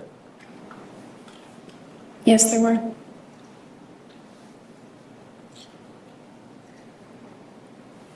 Between August of 2007 and June of 2008, what was the first incident of violence? Well, I didn't consider when he pushed me down twice violent. Okay, but that was the first incident, right? I guess I would classify it as I understand it now, yes. Okay. That occurred, if I recall, in his bedroom. Is that right? Yes. And that was a situation where you couldn't get away from him in the bedroom, right? Objection made. You were in the bedroom. Could you get away? No, no, not at first. You couldn't run away from him? Well, the first two times I tried, he stopped me. Caught you, right? Yes.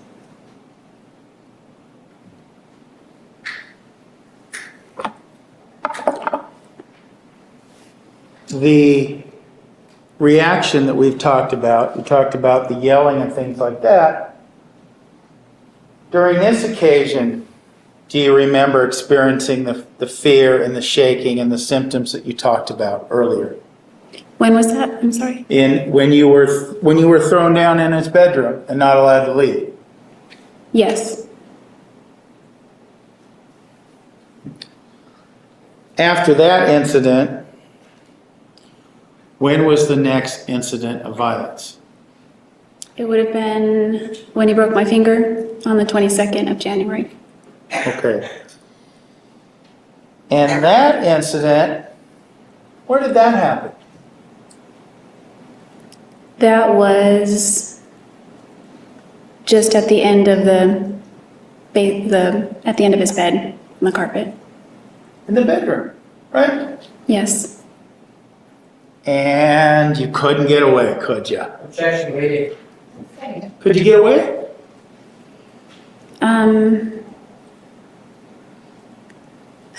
I didn't attempt to get up. I was trying to deflect his kicks. I guess the answer would be no at first. You didn't even try to get away because you didn't feel like you could. Is that what you're telling us? I better finish my question, Judge. Finish your question. Is that what you're telling us, that you didn't feel like you had much chance of getting away? Potentially. Overruled.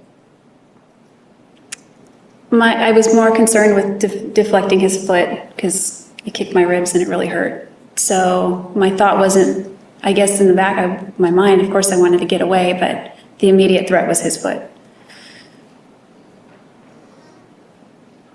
And when you're on the ground, he's kicking you, are you having the same reaction that we've been talking about here this afternoon? The shaking, the fogginess. Yes.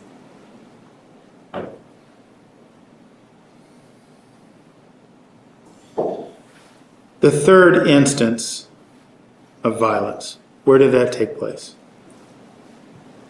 That one was in the car on the freeway. Okay.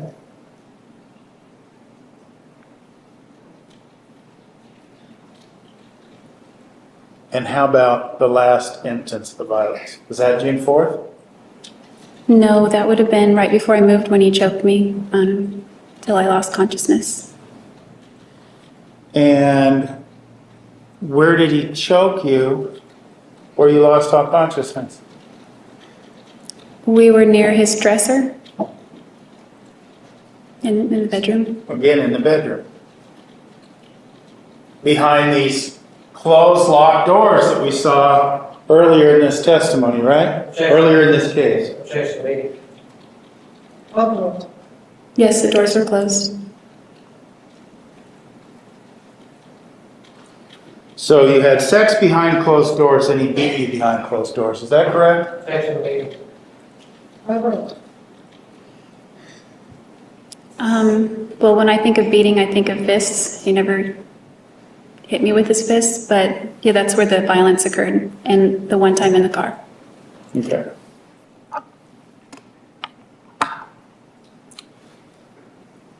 The instance where he was choking you in the bedroom near his dresser. Did you feel like you could get away, just get up and run down the stairs? No, definitely not then, because he was straddling me, and all his weight was on me, and his hands were around my neck. In that episode, did you attempt to get away? At first, I thought of clawing at his face, but then I couldn't do that. It didn't feel right to gouge his eyes out or something. I didn't have a lot of thought. I didn't have a lot of time to think because my arms got very heavy, and I just remember them falling and then passing out. When you were there, on your back, in his bedroom, being choked, did you consider the possibility that you were going to die that day?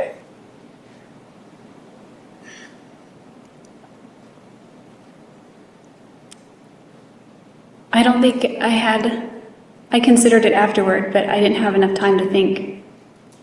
I just remember everything going black. I couldn't breathe. That's what it was. So in all these incidents of violence, and I know you may not characterize it that way, but you never considered running away an option, right? Potentially. Did you consider running away during any of these incidents to be a viable option? Not as the incidents were going down, not during that period. No. Okay. Now, another thing you were asked about as it relates to what happened on June 4th is the fact that Mr. Alexander was in shape. Do you recall being asked that? Yes.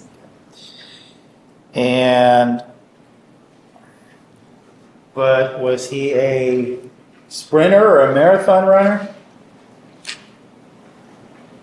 I know he liked to walk on the treadmill, but I'm not sure about marathons and things. Did you run? Did you jog? No, actually I didn't. I was very active in my job, but not running.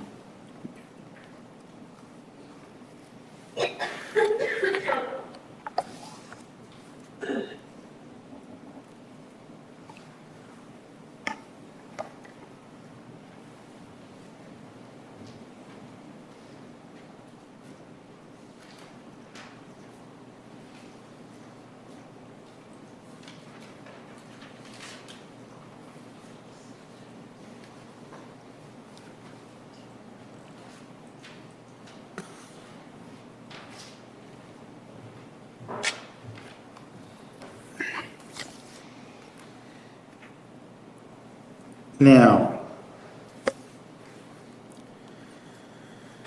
on June 4th, 2008,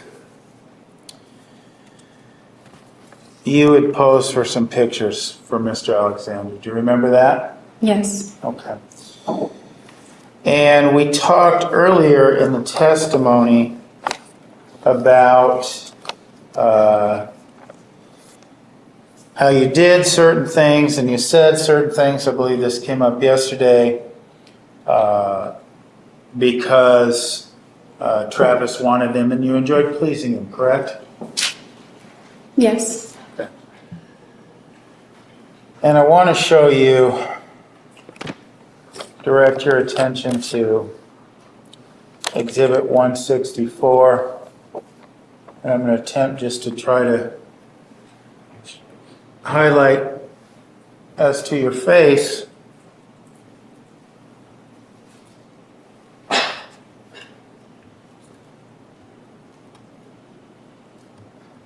Can you see your face there? Yes.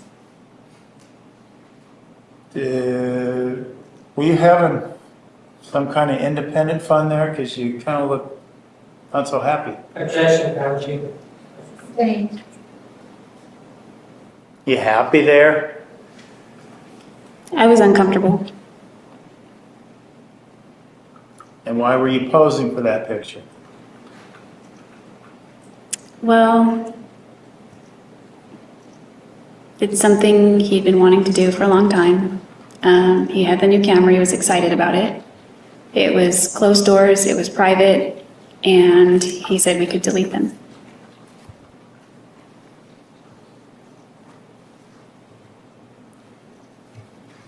Now this photograph that we just saw, the headshot of 164, was this before or after you were tied up? I think it was after. Okay. I'm not entirely sure of the sequence of events, but I want to say it was after. Okay. Now this rope that you were tied up with, I think you made the assessment that it was about 20 feet long, right? Yeah, I don't know exact feet. I just know length from this place to this place, like the bathroom to the bedroom. It was Okay. pretty long. And you do not know, or do you know, the width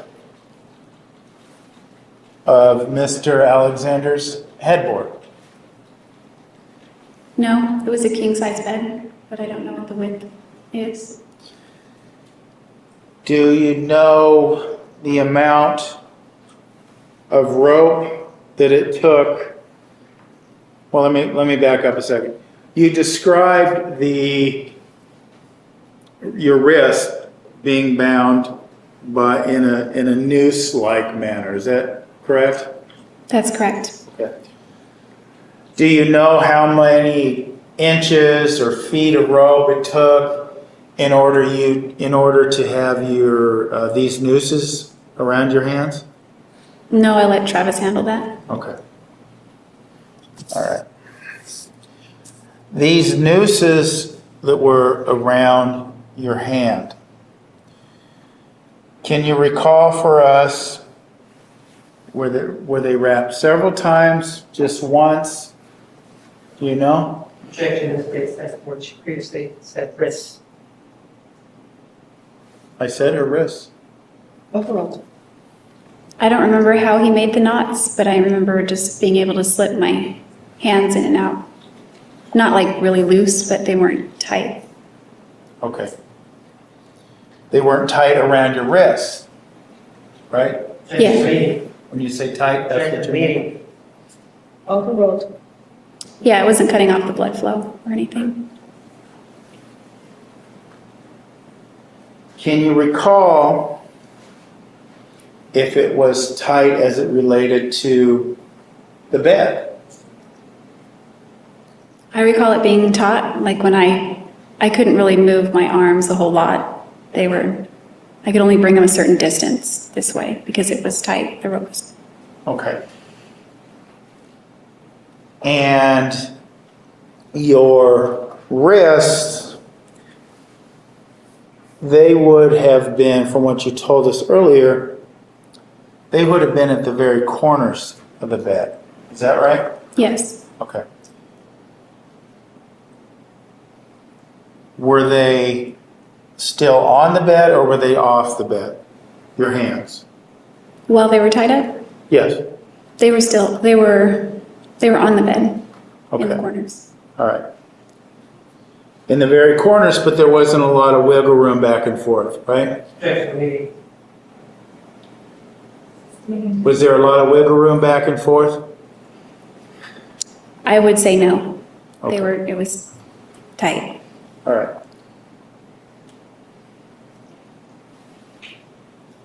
In terms of your wrists as well, were they very close to the headboard or were they several inches back on the bed?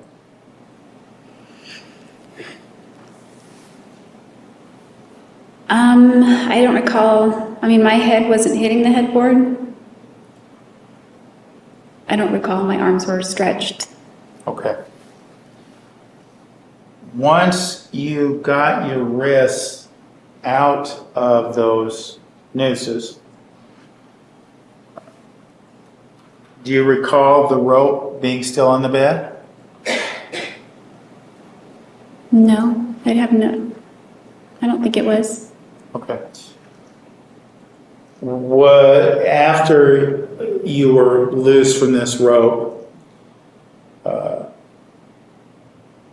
did you move around on the bed when you were posing for these pictures? How did that work? Yes, after that first, I'm trying to remember this sequence of pictures. I think Travis started off on the side of the bed, standing next to the bed, and he took a picture of me, and then he climbed onto the bed and took more pictures. Okay. So once the rope got off your wrist, you have no idea where it went. Is that what you told us on cross? Objection, meeting. Oh, the answer yes for that. I can't remember if he took the rope or if he just, Sustain. Do you remember what happened with the rope? no. Well, not, ultimately, I threw it in a dumpster, but I don't remember at that point where the rope All right. was. I mean, that part we used. The rest of it was just on the floor.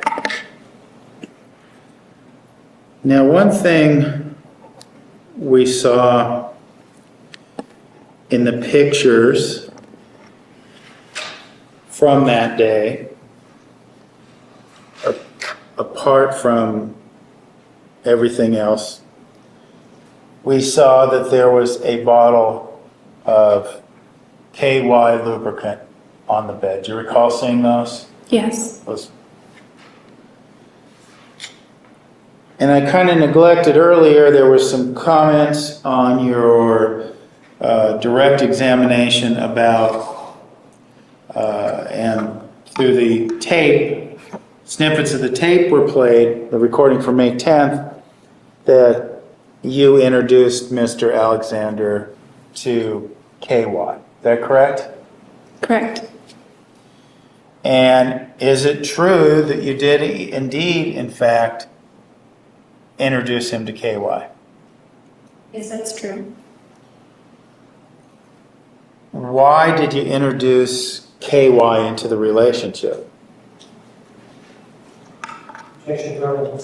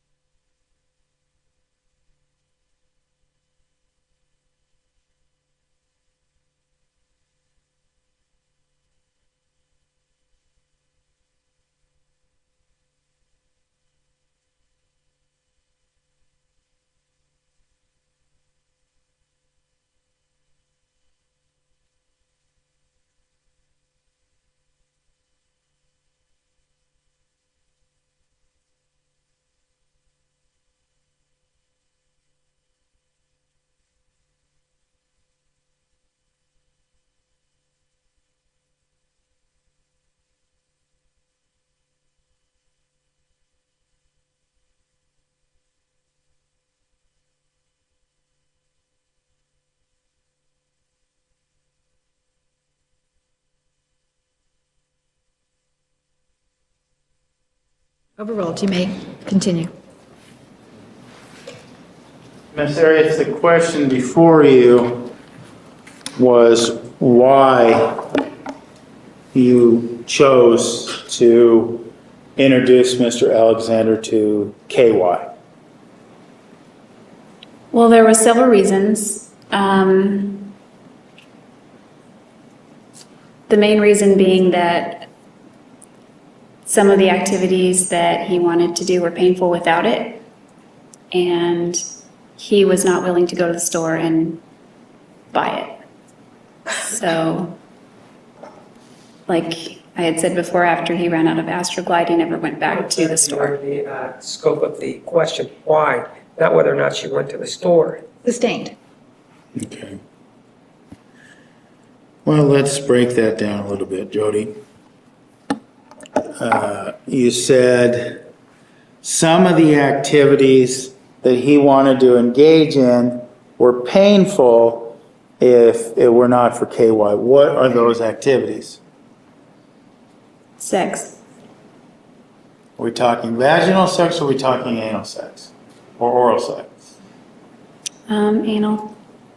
Anal sex. Okay. And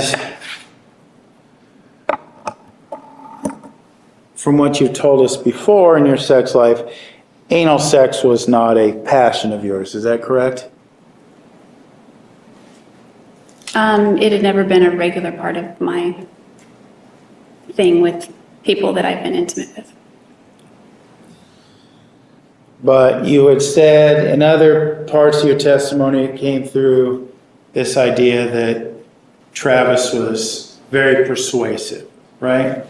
You heard that? Yes, that was true. So it stands to reason then that if Travis wanted to have anal sex with you, he's probably going to get to do so, right? Objection, speculation, or characterization we have without changing. I'm going to sustain the objection.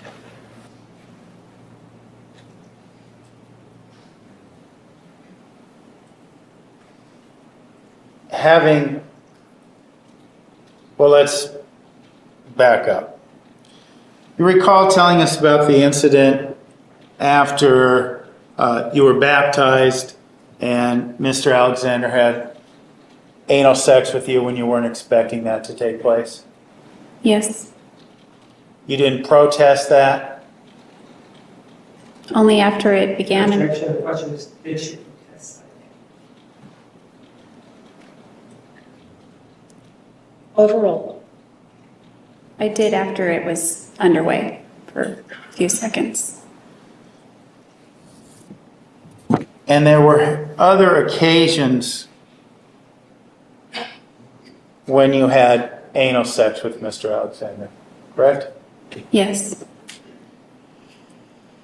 And you introduced him to the KY to reduce the pain of those encounters, correct?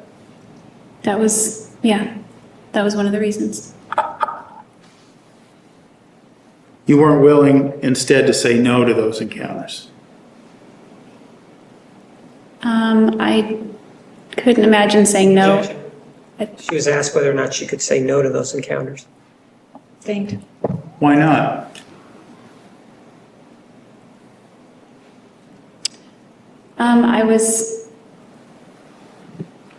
During a lot of that time, I was in love with Travis, and I probably would have done that anytime that he wanted to. Okay. When you were in love with him,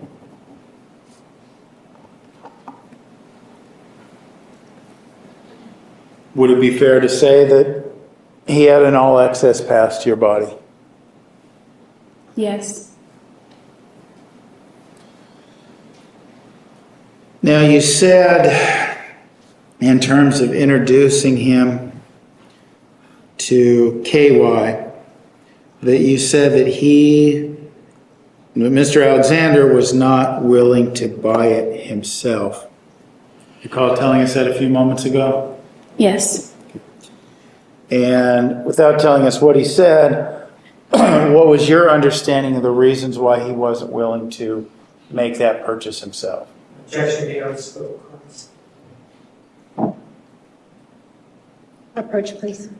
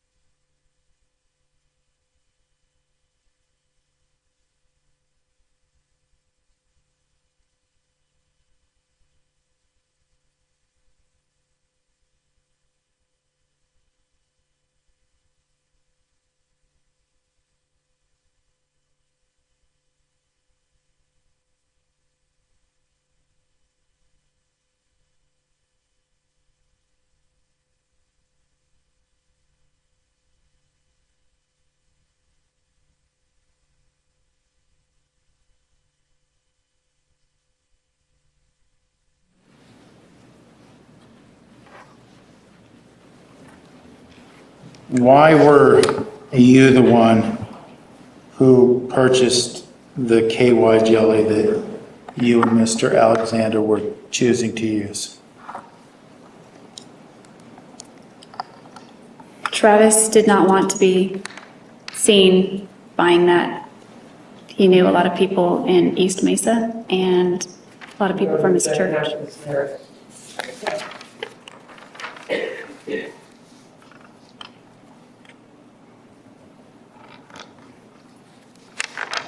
Did you purchase this KY at his request? Jackson has an answer. She indicated that. Her answer stands. Roll 2 minutes. I don't recall him making a specific request for me to go out and buy it. Well, when it was discussed that we would buy it, he refused, so I did. But I don't recall him saying, please go out and do it. I just know that he wouldn't. Did you have a desire to purchase it to avoid the pain? Objection leading. Overruled. Certainly, that was one of the reasons I bought it.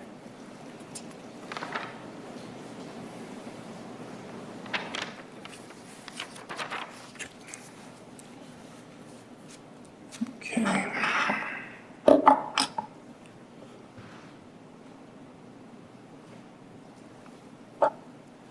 Judge, could we take the break a few minutes early? Yes, we'll take the afternoon recess at this time. Ladies and gentlemen, please be back in the jury room at 10 minutes after 3. Please remember the admonition. You are excused. Please stand for the jury.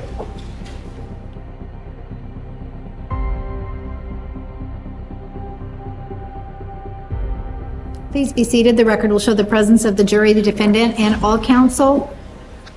You may proceed. Thank you, Your Honor. Ms. Arias, talking about what happened on June 4th,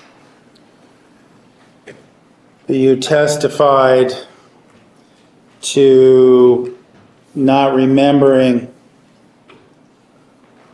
much at all after the gunshot and him falling on you, correct? Yes. But at other points in time, you were asked if you were the one who stabbed him. Do you remember being asked that? Yes. Okay. And you said that you were, right? Yes.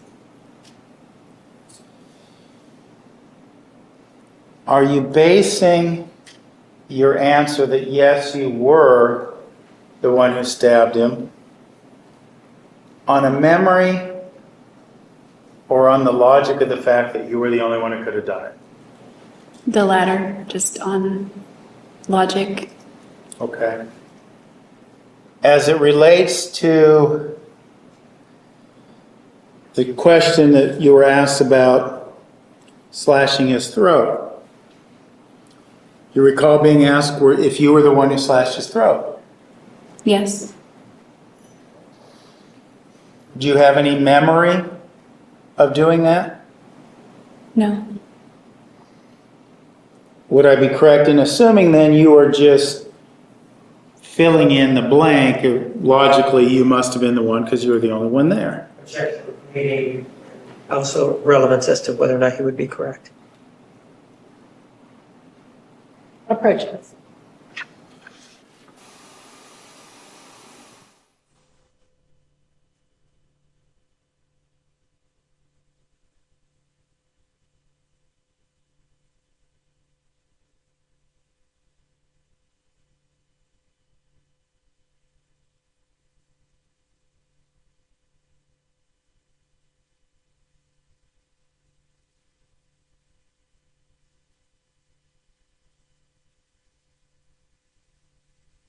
Continue. You don't remember slashing his throat, correct? Objection leading. Sustained. Do you have any memories of slashing Mr. Alexander's throat? No. when you were asked on cross-examination if you did that, do you recall telling us that you did? Yes. Was that a recollection or a logical assumption on your part?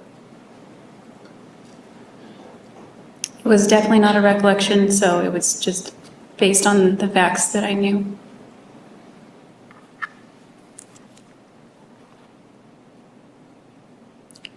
The gaps or the lack of memory that you have as it relates to these events and as you tell them on different occasions, do you sometimes find yourself putting in these assumptions into your memories? I have made attempts to piece things back together, and so based on what I've learned since, there's still big blanks. So I don't know, but I know certain facts that can't be refuted, but it doesn't mean that I know those facts because I remember them. Are you telling us then that you want to remember what happened on June 4th? Objections are relevant and beyond scope. Approach, please.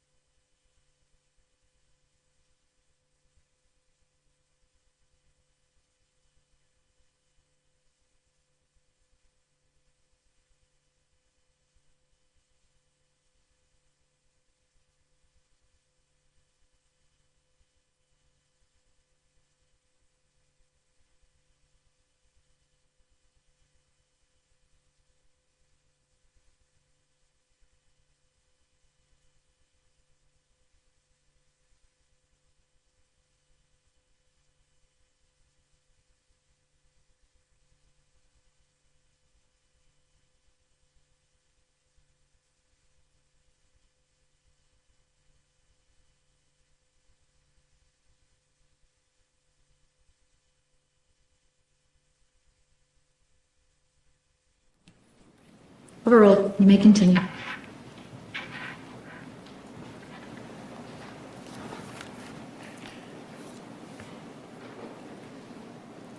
The events of June 4th, 2008, do you want to remember those?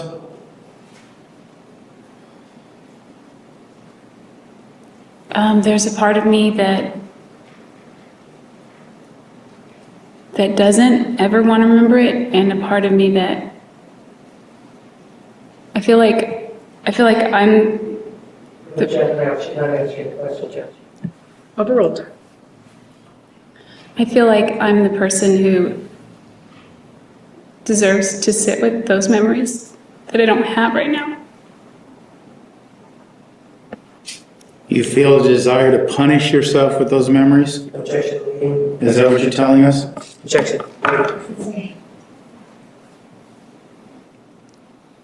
Why do you feel like you deserve to live with those memories? Because they were my actions and it's my responsibility.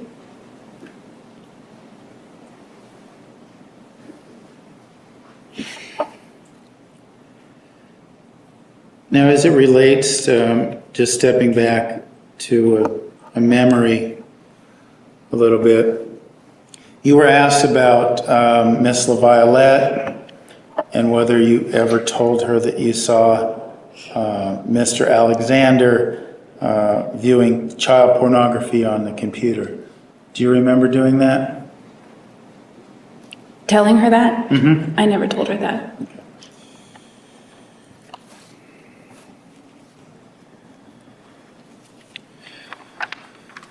Now, when you spoke about June 4th with Mr. Martinez, we saw a clip of yourself and Detective Flores.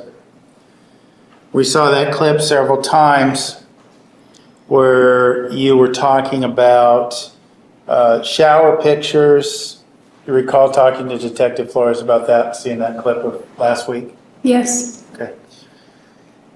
And part of that clip dealt with Travis not going for it and these pictures of him shaving. You remember that? Yes.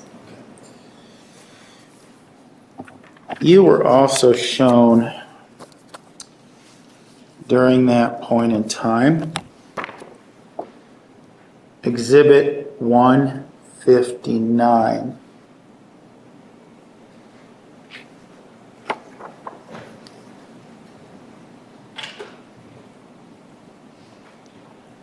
A moment, Your Honor. Yes.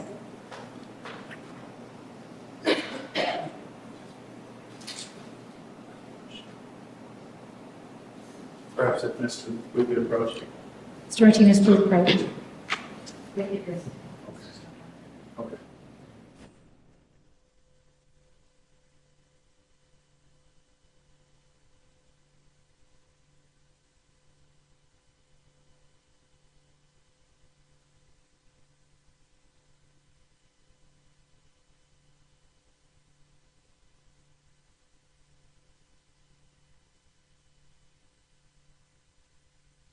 Okay. The cross-examination as to this issue of shaving, Exhibit 159. Do you recall being shown that? Yes. Back up a little bit here. And you recall being asked in conjunction with that picture whether or not Mr. Alexander was freshly shaved in that photo. Do you remember that? Yes. And to your recollection, do you remember seeing him shave that day? I was not aware of him shaving at all that day. Judge, I didn't hear what she said. I'm sorry. I was not aware of him shaving at all that day. Now, I want to zoom in. You said you looked like he was freshly shaven.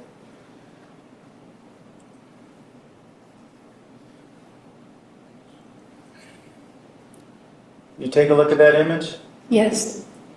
Do you see what appears to be stubble on his face? Objection, leading. Overruled. Yes. So then would you say then, looking at that picture, that he was indeed not freshly shaven? Objection, leading. Overruled. I see the stubble. Travis didn't have stubble when he shaved. Sometimes there might have been a shadow left behind, so that picture may not tell, but I do see stubble there above his mouth and on his chin. Okay.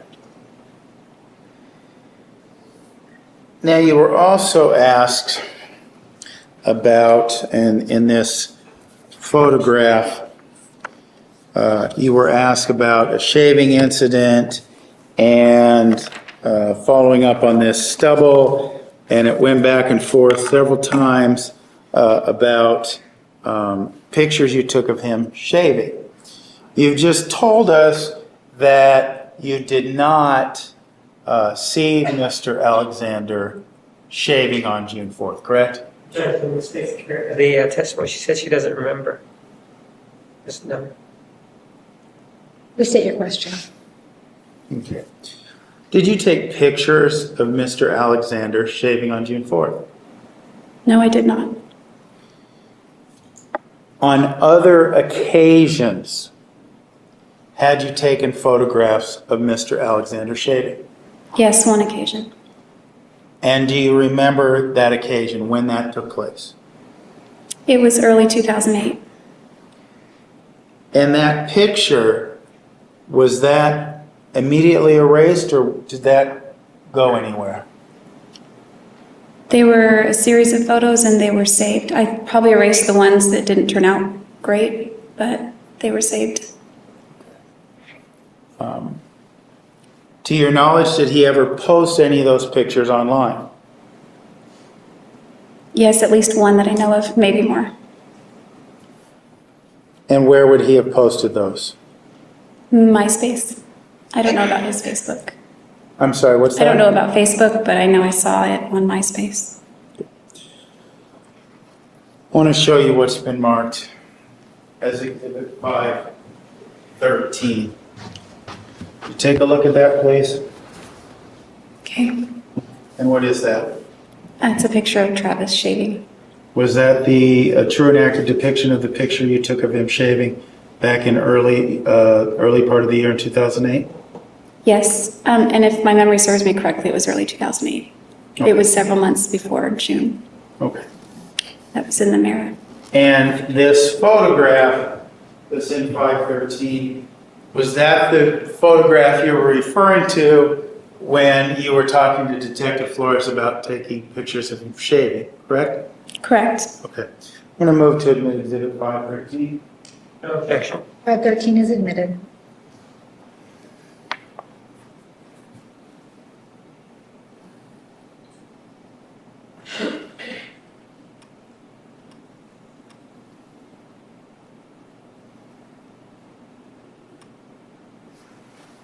That's the picture you took of Travis shaving. Yes, that's one of them from that same day. Okay. But that's the one you were talking about. Objection, meeting. Sustained.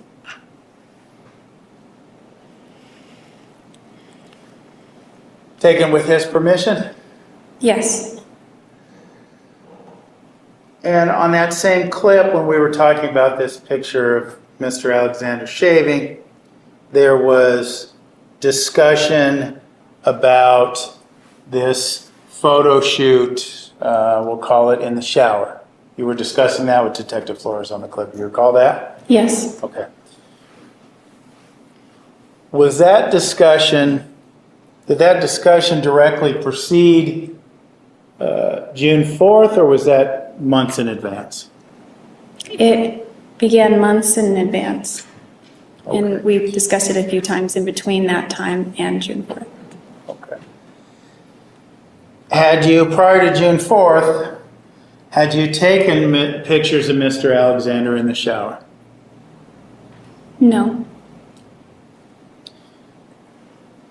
Now, as it related to this incident, you made some comments that Travis would never let you take pictures of him in the shower.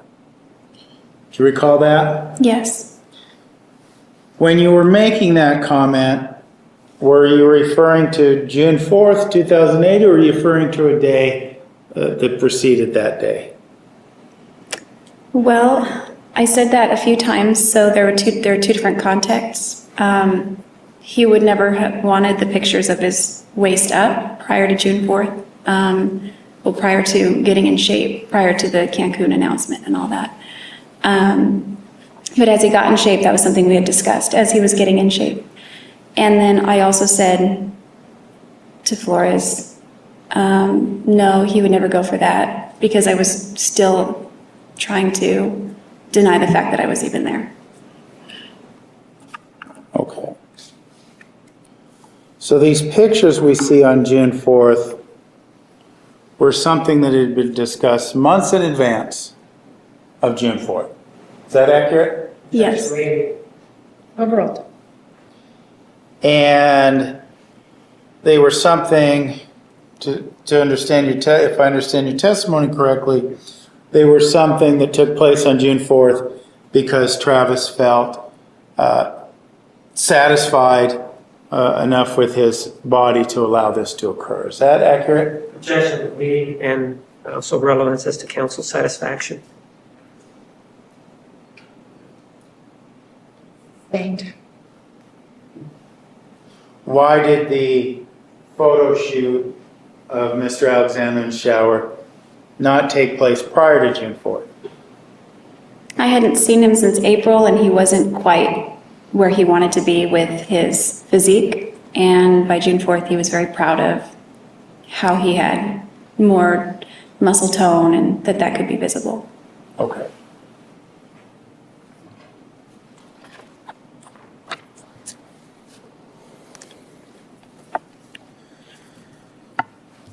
Now, when we spoke about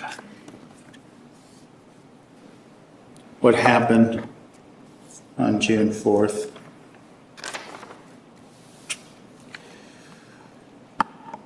one of the things that was discussed, you were shown Exhibit 249.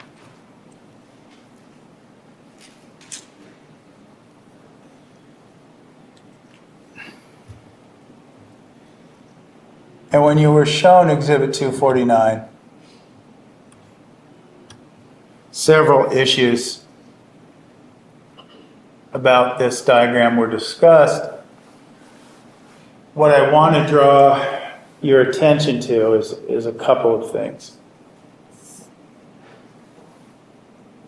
You testified about dropping the camera when you were taking these pictures. Do you recall that? Yes. Okay.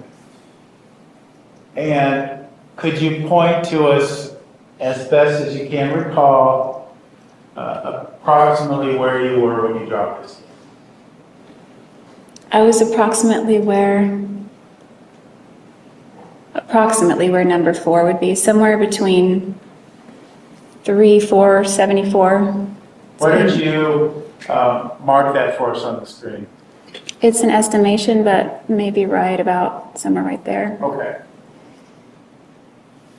And you were back that distance from what you told us before is because you didn't want the can of water to get on the camera, correct? Yes. Okay. Now, you testified that at some point in time, well, let me ask you this.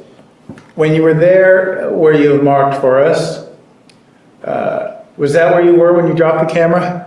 I was right about there.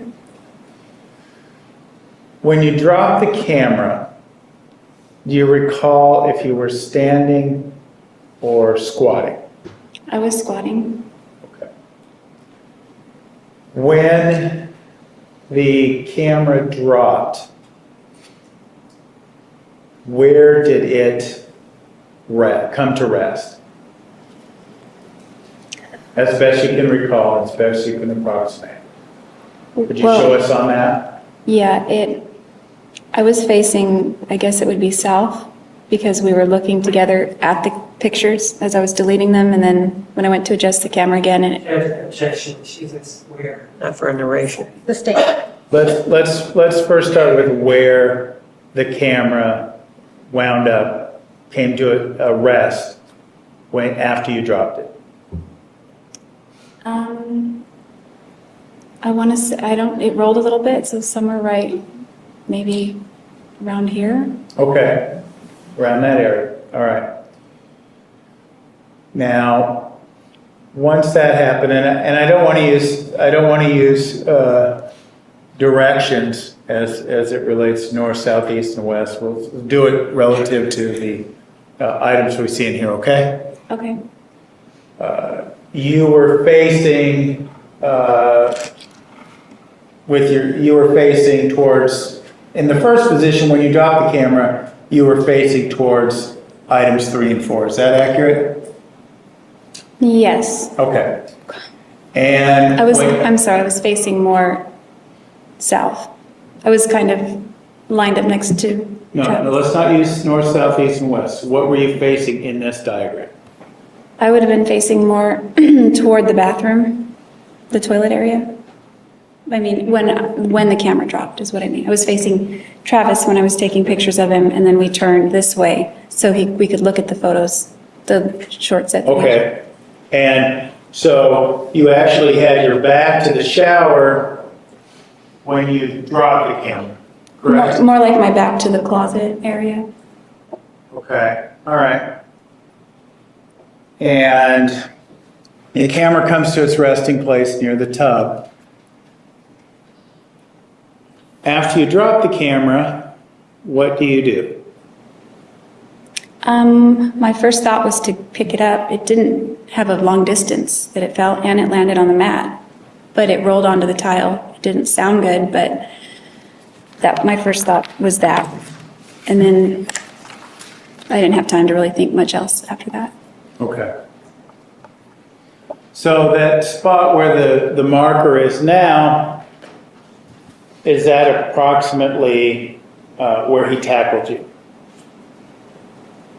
Are you talking about the last marker that I made? Mhm. Approximately, yes. Okay. Now, when he tackled you, I'm sorry, that's where I landed, just to be clear. okay, when you landed in that area, you talked about getting an impact to your head. Remember testifying to that? Yes. Okay. At any point in time, were you aware of the fact that you lost, or were you aware of losing consciousness? No, I don't know if I did or not. I just remember, I mean, things start to get a little bit blurry, but I don't remember blacking out at that point. Now, this occasion here that we were talking about, you also made the comment, using your words, that you got the wind knocked out of you. Do you recall telling Mr. Martinez that? Yes. When you said that, you were making a medical diagnosis, were you? No. Kind of a figure of speech? Yes. All right. We talked about on cross-examination how after this happened, Mr. Alexander was on top of you, correct? He was standing over me. Okay. Standing over you, you were on the ground. Yes. Okay. Do you remember whether or not you had the camera in your hand? I did not at that point. Okay. And he was standing over you around your shin or knees, is what you testified to. Yes, to my right. Okay. To your right. And you testified to your recollection that he was yelling at you, right? Yes, he was. Do you recall what he was saying? I only recall those two things that he said about me being an idiot and that a 5-year-old could hold a camera better than me, and he was using profanities when he said those things. Do you remember what profanities he was using? The F word, mostly. So he's over you yelling, "You're an idiot, you dropped the camera," even a 5-year-old hold the camera, correct? Objection, lady, yes, answer. Overruled. Somewhat, but that's very mild compared to how Okay. it was. My interpretation is mild of what he Yes. was doing. Okay. So when he's over you like this, looking down at you in a more aggressive manner than I'm going to display here, are you having that same reaction that you've had before? Are you shaking? Are you in a fog? It's more like heightened fear. All of a sudden, I don't know at that point if I was shaking yet. It was all very fast. So I don't know if I even had time to shake. It just started happening. It all happened very fast, and I was very scared. So you remember when he's over you saying you're an idiot, you drop the camera, even a 5-year-old could hold the camera, you're fearful. Yes, he's angry now. And you remember when you were down there, you remember what he did before, didn't you? You remember that he choked you to the point of losing consciousness, didn't you? Objection made. Sustained. Did you remember the fact that this man who was glaring over you on that day had, in prior occasions, choked you to the point you lost consciousness? Did you remember that? Yes, the very last time previous to this day that he got on top of me was when he choked me and I lost consciousness, and I didn't want him to have the advantage of that position again. The advantage of that position again. You say that, were you scared that this was somehow, did you sense that this was somehow different than any other occasion that he'd been violent with you? It was almost the angriest I'd ever seen him. His anger escalated after the gun went off, but yeah, at this point, I didn't want him to be on top of me again when he was angry, because last time I was afraid that he was going to bring me to that edge again. The edge being what? Death. So he's over you, he's yelling at you.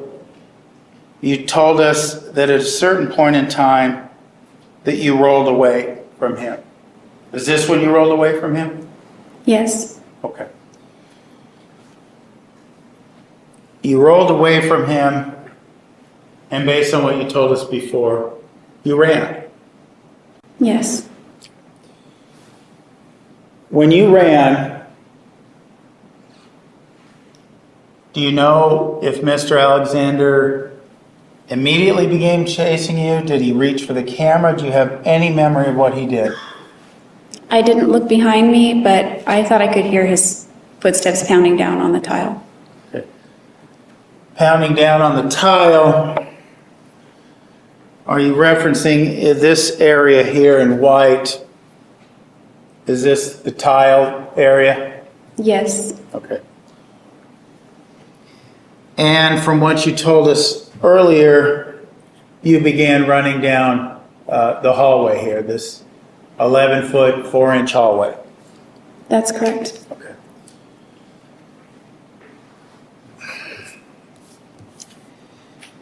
Now,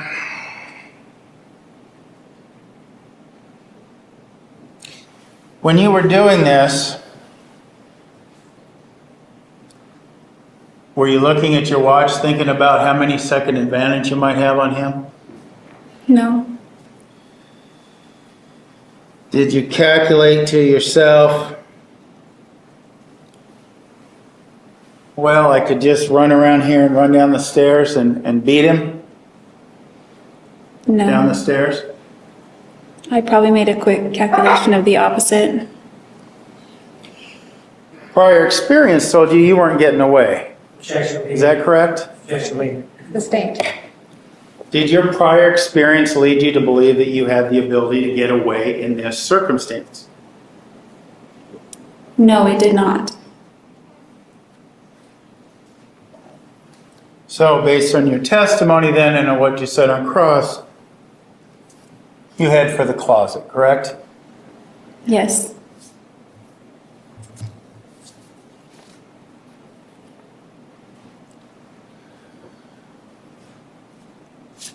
Showing you Exhibit 69. You head for this closet, correct? Yes. And this is where you tell us that you grabbed Mr. Alexander's gun, correct? Yes, I slammed the door first and then ran. Okay. You were asked about that a little bit on cross-examination, how far you were in front of him, that you had time to slam the door. Were you making these sort of calculations at this point in time? Well, when I slammed the door, the idea was to create some kind of obstacle, but no, not to that degree, not making Okay. calculations like that. And point to us again where in this closet the gun was. He kept it up in this, well, it was in the corner. It wasn't above the clothes necessarily. There's a corner there. It was in the corner. Okay. And was it sitting out or was it in a box? Recall where was it? It was sitting up there. I believe it had a holster. Okay. Judge, could you speak a little bit? I think she said, I think it was in a holster, but I didn't hear that. Restate your last answer. Okay. Yes, it was in a holster at one point. Okay. You say at one point, this position that you're speaking of here this afternoon, is this where you knew the gun to be based on your prior experiences, Mr. Alexander's house cleaner? Special meeting. Or will Jimmy answer? Yes, that's how I discovered it when I was dusting all the shelves in the closet. When you went into the closet and shut the door, were you thinking about grabbing the gun? No, not when I slammed the door. Looking back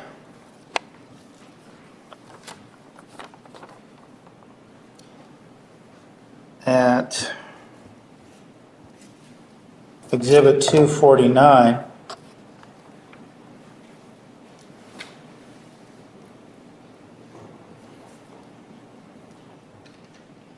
when you left Mr. Alexander, to your recollection, he was somewhere around this area, correct? He was somewhere between there and here. Well, somewhere around here. And the area of the closet we see here in Exhibit 69, this is the door that is near the bathroom, is that right? That's correct. Okay. So the shortest distance between you and the gun that was back here actually would have been this way, right? That's right. But you didn't go that way, right? You went this way. Yeah, my first thought was just run. Okay.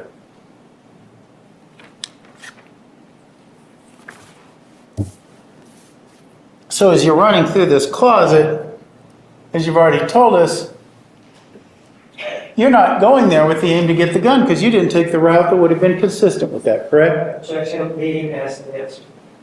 Sustained. When was it that you decided, I'm going to grab his gun? It was almost immediately after I slammed this door, the one where's the photo.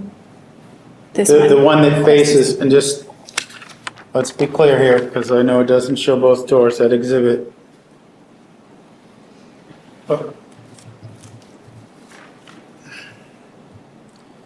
We're talking about this door by the bedroom, right? That's the one you slammed? Yeah, I slammed it and I began to run past the seat, and it was all split second stuff. Okay. So you shut that door, you run past the seat, and this little bench is what we're calling the seat. Yes, Okay.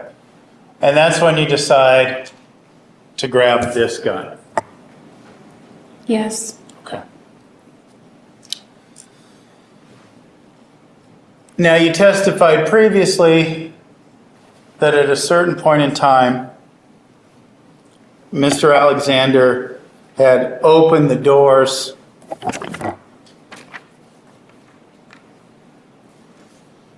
these double doors that you had shut, correct? It's just a single door. He did open it. Okay. Right as I was, I don't remember the exact moment, it was as I was either reaching up or coming down, the door opened, and then I ran out the other door. You say reaching up or coming down, you mean from grabbing the gun in this area here? Yes. Okay. All right. So,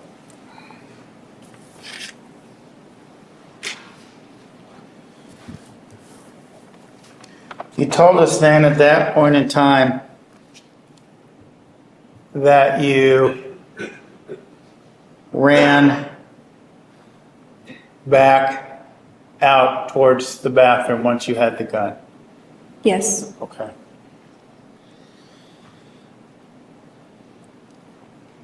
And was Mr. Alexander still pursuing you? Yes, there was a pretty good amount of distance closed almost. He had more traction on the carpet and he was coming out the door. Okay, you said that in kind of a pretty good amount of distance had closed. Are you saying that he was closer to you? Yes, closer than when he opened the door and I was in the corner. Okay. All right. One of the things that you were asked about on cross-examination was this idea, and I'm going to move this forward a little bit here so we can see the whole bathroom.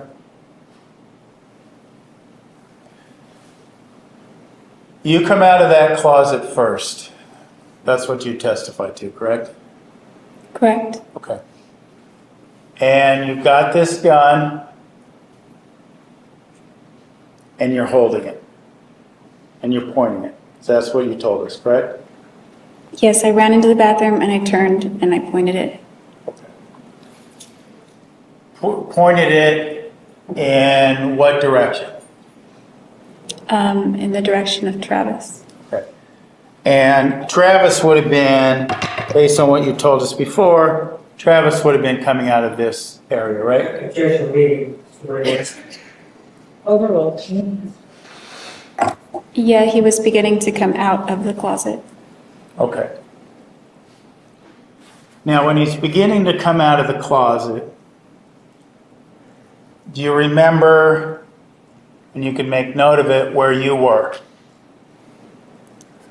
I was in the center of the bathroom, somewhere in the center.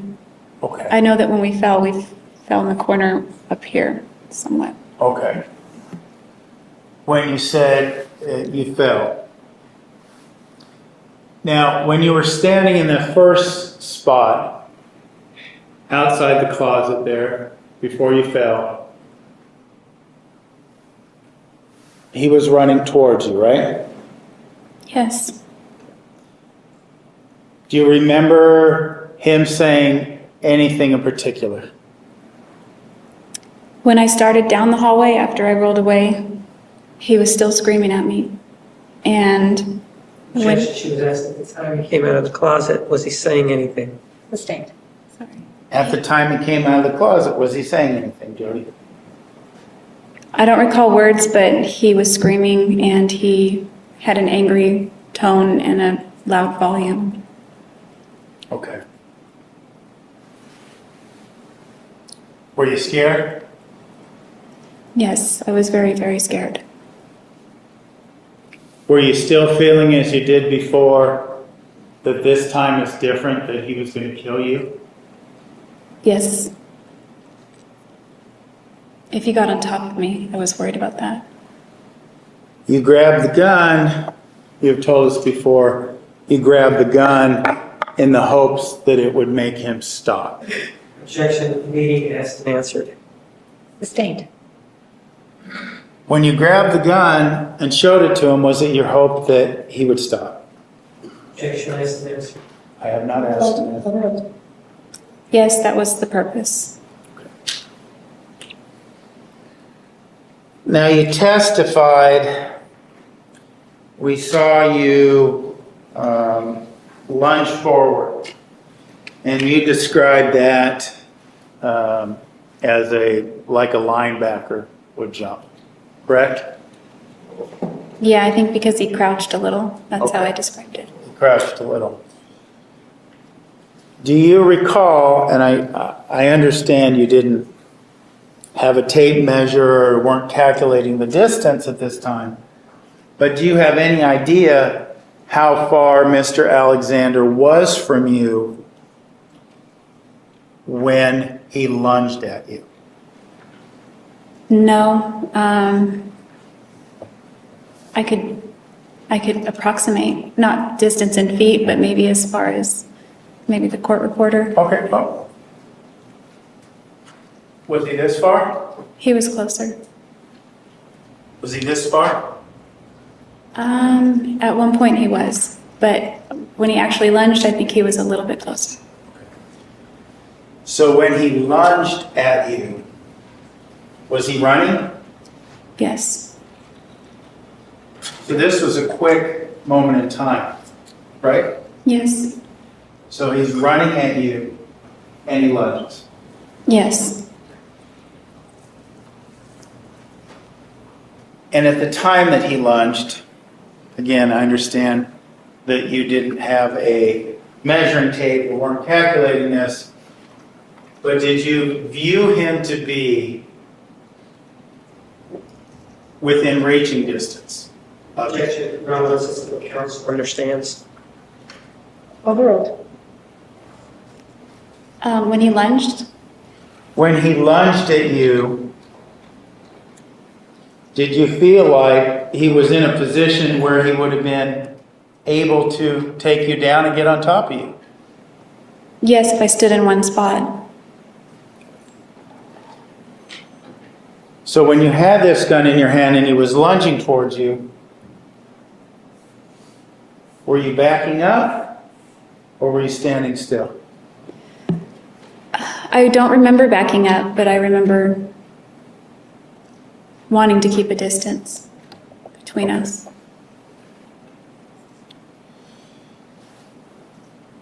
And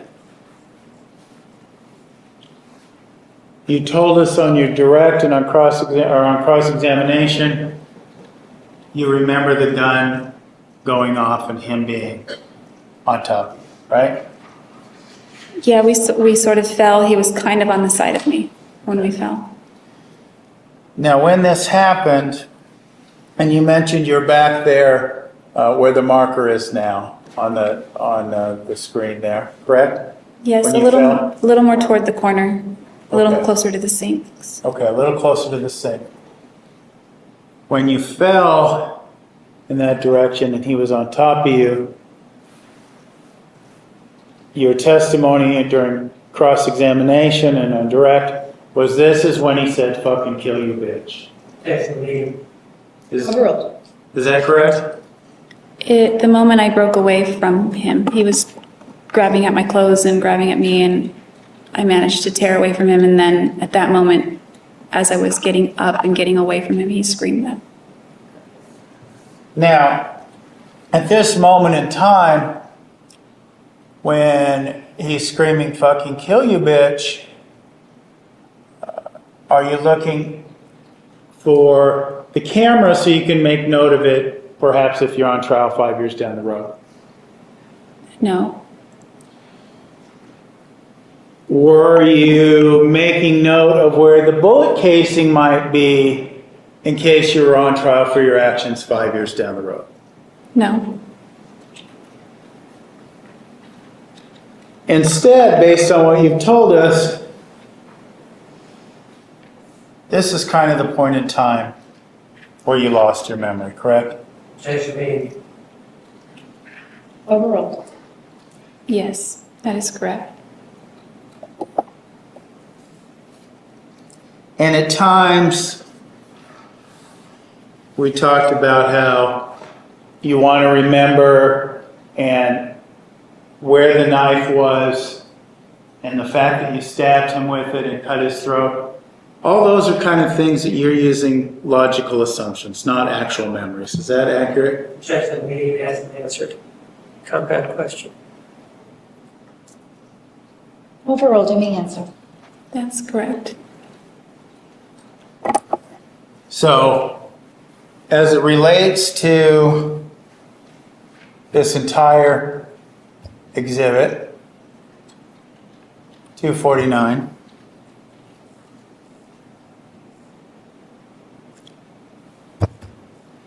you don't really know where the knife was, did you? Immediately, after you got up and got out from underneath it. I have no memory of where it was at rest at that moment. Okay.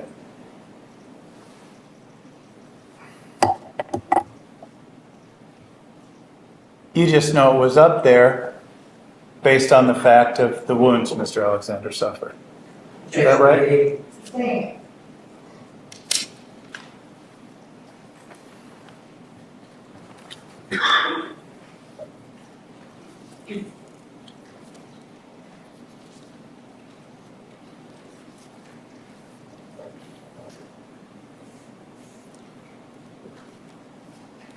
Now,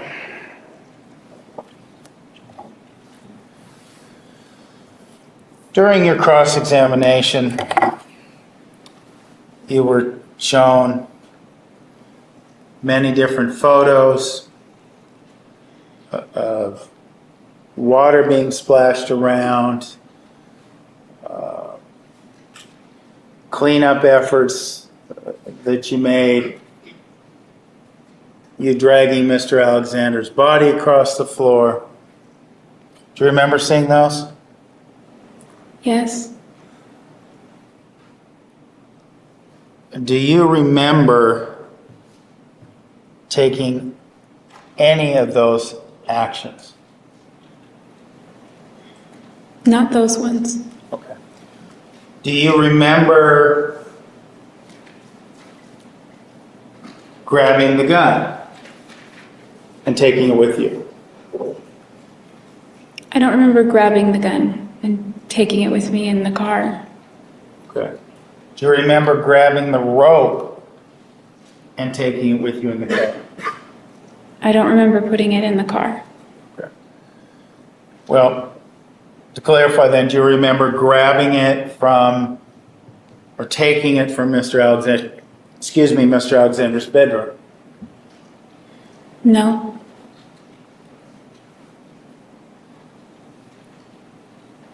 Do you remember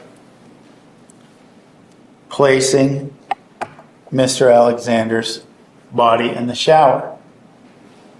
No.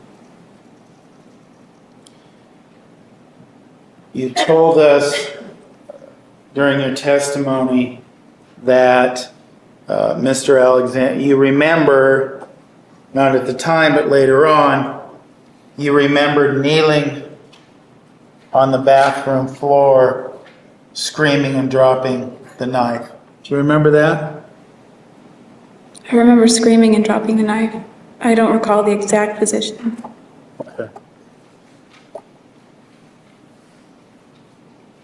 Do you remember how you felt at that moment in time when you were screaming and you were dropping the knife? I can't really describe it. It's a horrible feeling. I felt I don't know, I felt panic. It's horrible.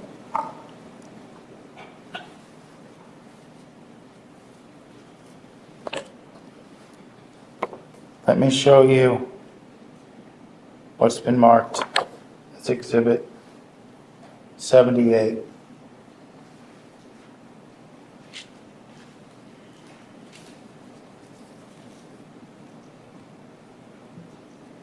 Could you look at that, Ms. Arias?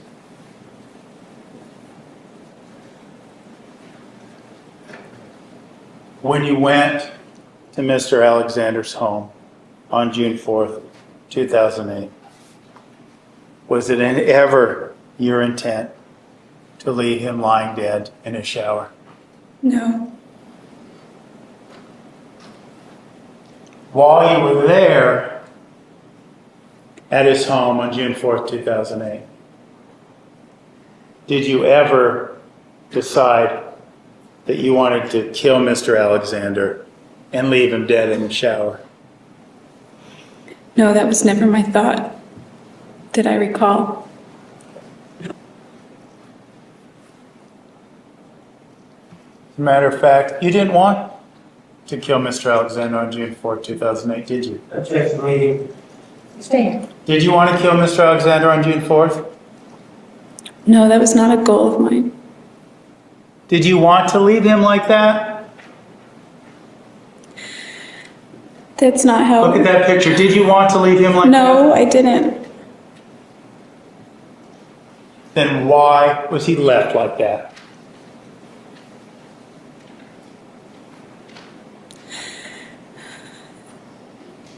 That's how things happened that day. That's not what I. Objection is non-responsive as to why exactly, or why she left the body like that. I'm sorry, Mr. Martinez, I couldn't hear you. Objection non-responsive as to why the body was left like that. Restate your answer. I don't know. Did you want to kill him on June 4th, 2008? Objection as an answer. Sustained. Then why did it happen?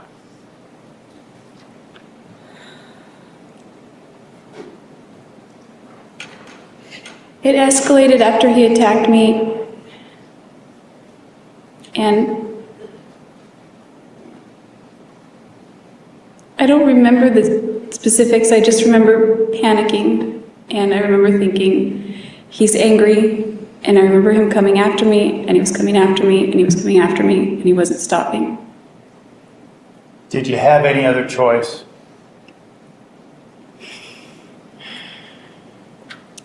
When I was cornered, I didn't feel like I did.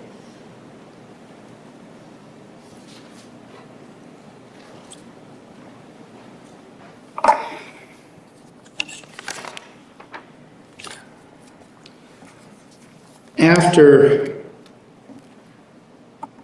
June 4th, 2008, let's talk about the period of time between June 4th and the point in time when you were arrested on the 15th of July, okay? Okay.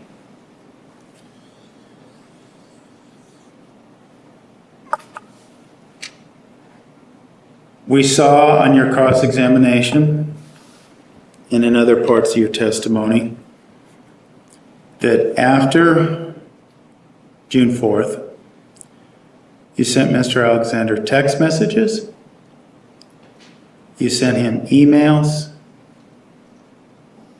and you left him a voicemail. Do you recall those issues being brought to light throughout your testimony? Yes.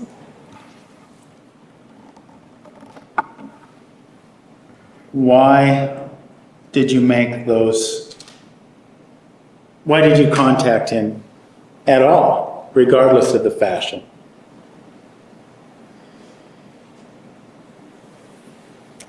I knew I had done something that I felt was wrong, and I was very scared about everything that was going to happen subsequent to that, and how things were going to unfold, and I did those things after the fact to try and make it look like I hadn't been there. I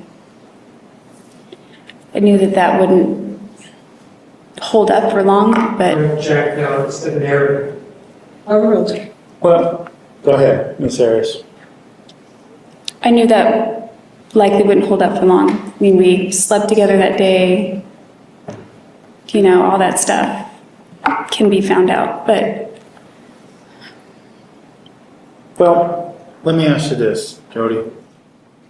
You said like you felt like you had done something wrong. You told us just a moment ago that you really felt like you didn't have any other choice but to kill Mr. Alexander because of him attacking you. Do you recall that? Yes. So what in your mind did you do that was wrong?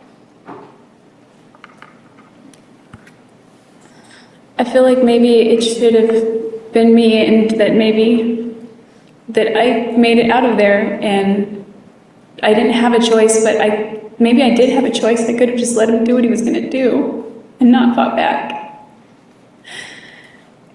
And like I said, when I was at the Hoover Dam and I was leaving that message, and I wasn't thinking, I don't even know what state of mind I was in, but I wasn't thinking that he died. I knew that something awful had happened. And then following with the emails and those things, I knew what had happened was wrong.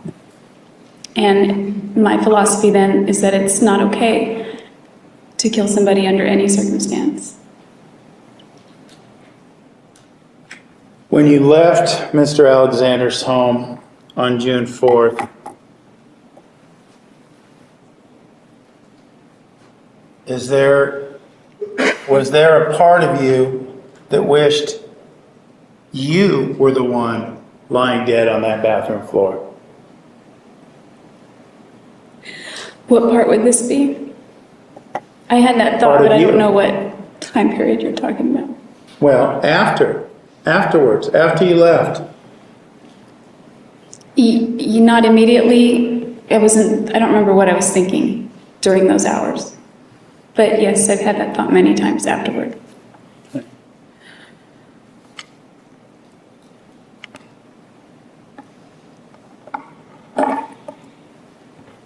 On cross-examination, you were also asked about lying. On several occasions, you were asked about, do you recall you were asked about conversations you had with Dan Freeman? Yes.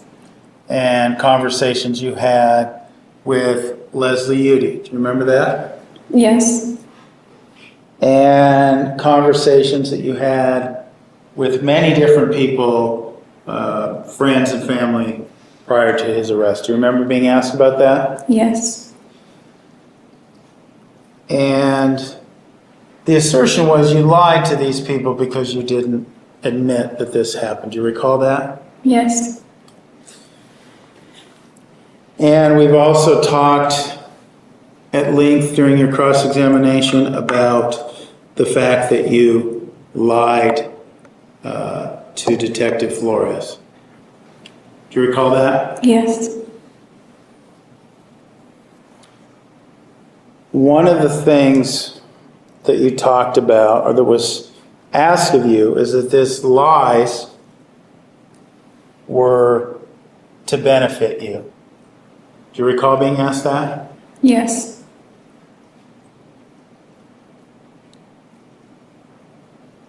What you told us here today and throughout the course of this trial would also be, or could also be, beneficial to you. Is that correct? About what happened on June 4th. If I had said that then? Mm-hmm. Possibly. I wasn't thinking about benefiting myself at that time, or I was more just focusing on, I just wanted to die. What's that? I just wanted to die, but I was conflicted about, I was conflicted about suicide at that point, but I was beginning to think about it some more. What was then, putting aside suicide, I wanted you to address the specific issue of what was the benefit of you lying to all these people? Was it to evade responsibility, as was suggested?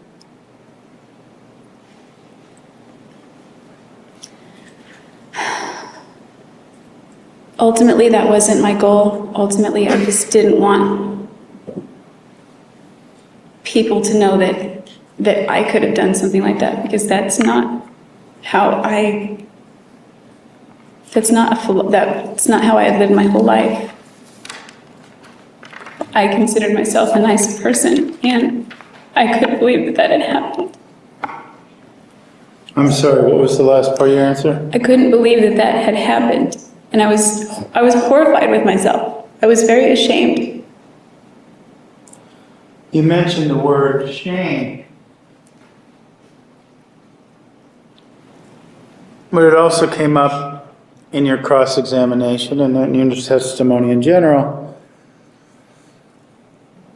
that you were ashamed of much more than what happened on June 4th, correct?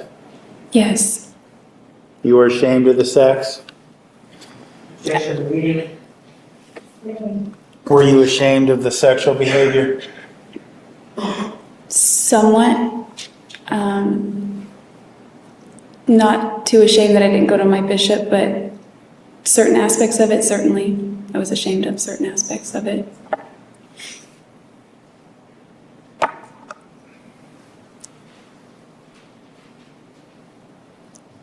Certain aspects of it. What do you mean by certain aspects of it? I didn't want certain things about our sex life to be known.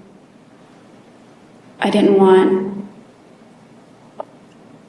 people to know what I knew about Travis. I didn't want to de-edify him at this point in time, because it just, one, it seemed hateful, and two, it didn't seem like it would accomplish anything. If I'm going to be dead, what's the point? And I didn't want, people are hurting, and I didn't want to hurt them worse by telling them, like, I didn't see the point in saying, hey, look at all this stuff that happened between us. It just didn't. And I didn't want anyone to know about the violence, because I thought that people would think, oh, it must have been her because he attacked her, or he this or he that. I didn't want people to know that our relationship had that escalation in it, that type of violence, that type of drama.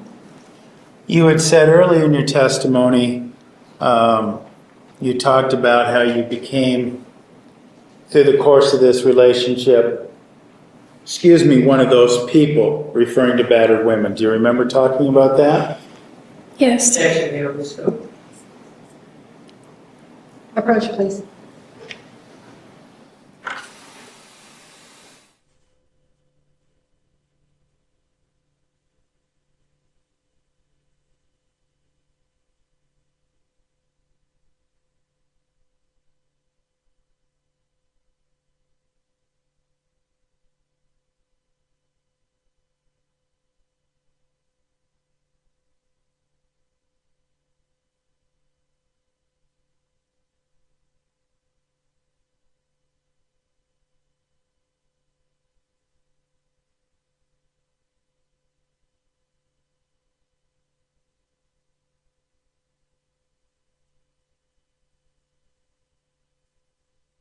May continue.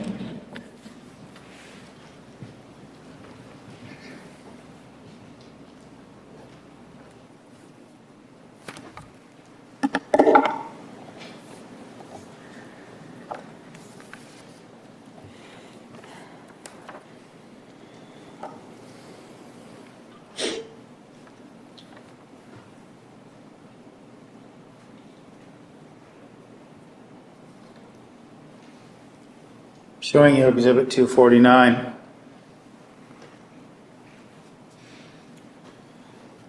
Right here. What do we see here? The double doors that were the entrance to his bedroom. Were those the doors we saw pictures of earlier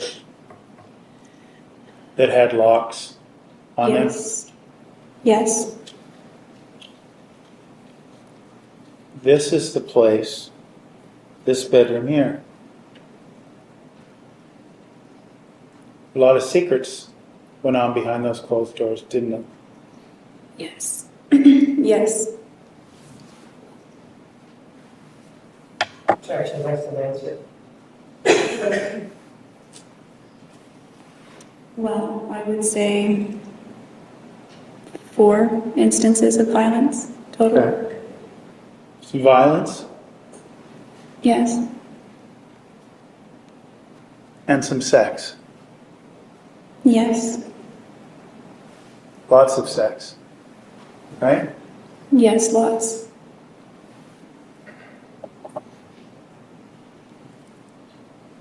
This doorway here. On this side of it.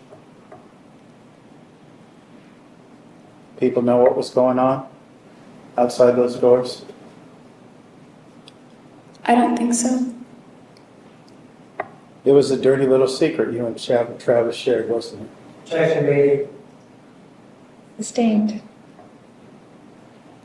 It's a secret life going on behind those doors, wasn't there? Objection made. Sustained. Was there a secret life going on behind those doors? Yes, there was. A life that only you and Travis knew about until June 4th, 2008. Is that correct? Well, I think other girls may have known with Travis in that room, but as far as between him and I, yes.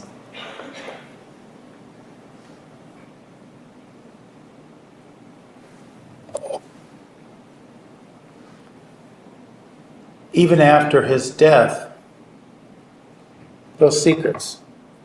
Because this bedroom is also where you viewed him masturbating to an image of a child, correct? Objection made. Overruled. That's correct.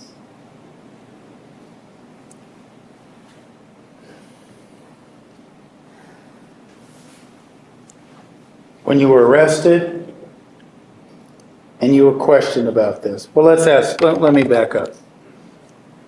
After June 4th, did you still have an interest in what went on behind these doors, keeping what went on behind these doors a secret? The extent of it, yes, I did. When you were arrested and you spoke to Detective Flores, did you still have the same desire to keep those secrets? About when I walked in on him, yes, I made a promise.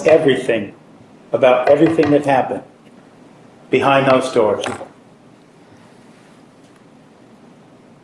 No, I told him a little bit that we had engaged in sexual activity, but I didn't want to go into detail, and I didn't want people to know the extent of that, but I thought it would be silly to deny it because I went to my bishop already about it.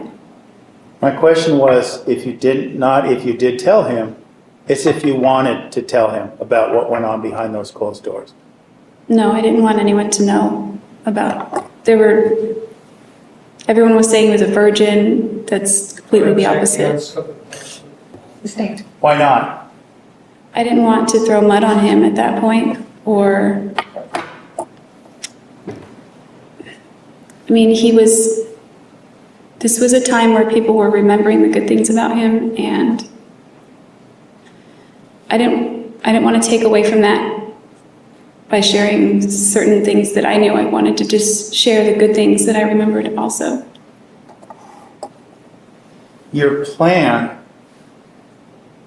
was to keep the secrets that went on behind these closed doors and take them to your grave, wasn't it? Objection made. Sustained. Was that your plan? What was your plan, to take these secrets to your grave? Objection made on scope. She wasn't asked about any plan, anything for her grave. Overruled. You may answer. My plan was to never talk about the scope of those things. I didn't want to throw him under the bus. So getting back to my question then, and we've talked about your plans for suicide and things, it was your plan to simply not talk about those things and keep those secrets and take them to your grave. Is that right? Objection made. Sustained.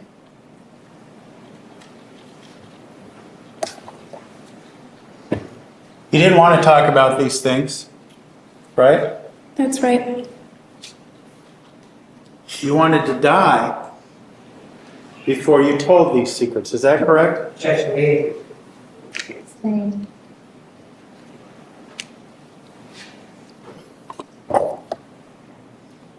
Would you rather have killed yourself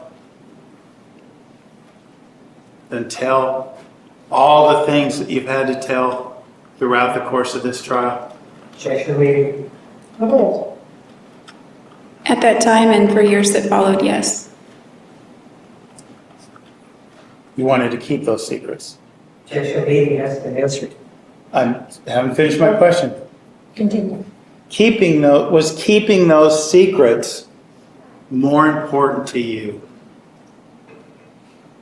than your own life? Objection has been answered. Overruled. At that time, yes, it was. I didn't value my life much. You didn't what? I didn't value my life much. I wanted, well, I mean, eternal life, yes, but I wanted to be dead. And in the same regard,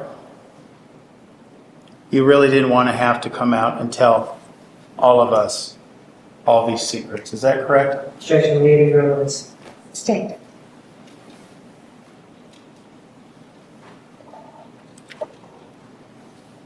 Was it a desire of yours to come forward, sit down in this witness chair in front of the cameras on national TV and air all this dirty laundry? No, that was probably in the top 3 of my biggest fears. You wanted to keep them a secret. Is that accurate? Objection meeting. Sustained.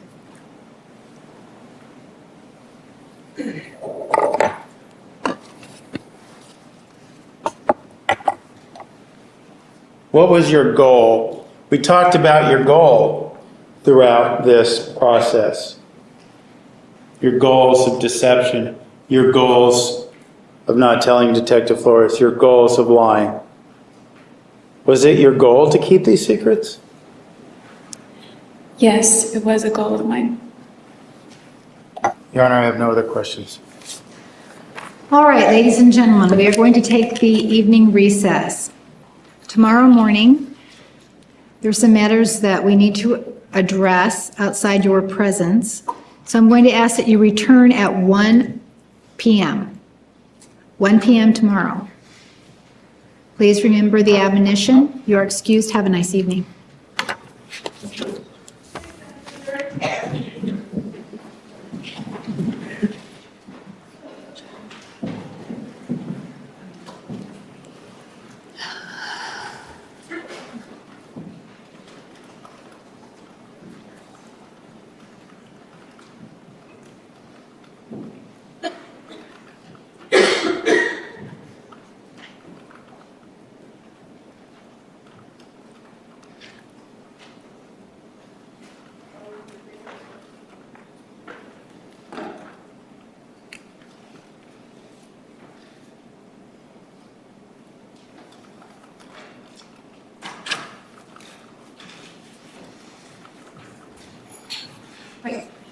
Please be seated. Ms. Perry, she may step down. All right, counsel.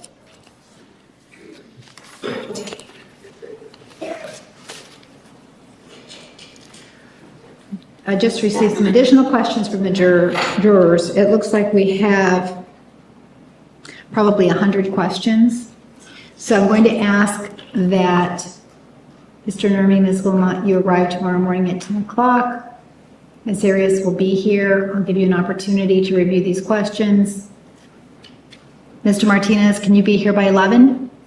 I can, but if there's going to be a court proceeding involving anything like this, I would ask that the next of kin also be included if the defendant is present involving these issues here. Well, I wasn't going to have a court proceeding. I was going to allow defense counsel to review the questions with their client in the back, but I was going to give you a chance to review them at 11 o'clock. Then we would go on the record around 11:30, discuss objections. The only thing I ask is that I be given the same amount of time since I do have this obligation for the next of kin to probably discuss some of these things with them. So I would ask for the same amount of time, perhaps 45 minutes for each side.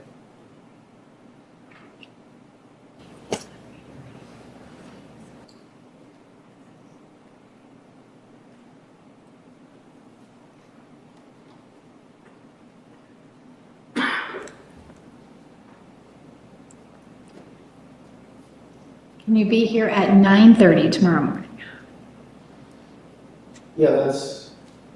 My concern is that you believe that you would need a substantial period of time to review these. So if you are here at 9:30, you could have from 9:30 until 10:30, and then I'll give the state from 10:30 until 11:30, and then I'll hear objections. Will that work? It will for me, thank you. Otherwise, we'll do it the opposite, and we'll allow Well, we have the jury coming in at 1 o'clock. 1 o'clock. That would only, based on that time frame, would only leave a half hour to deal with objections of 100 questions. That seems like it won't be sufficient. So, Well, we'll take whatever time we need, and if the jury's here at 1 o'clock and we're not ready for them, then we'll deal with it at that time. All right? So 9:30, unless you want to come earlier. well, we could,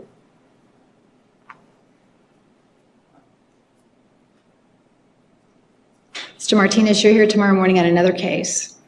Whatever time you want me here, I'll be here and just let them know, so.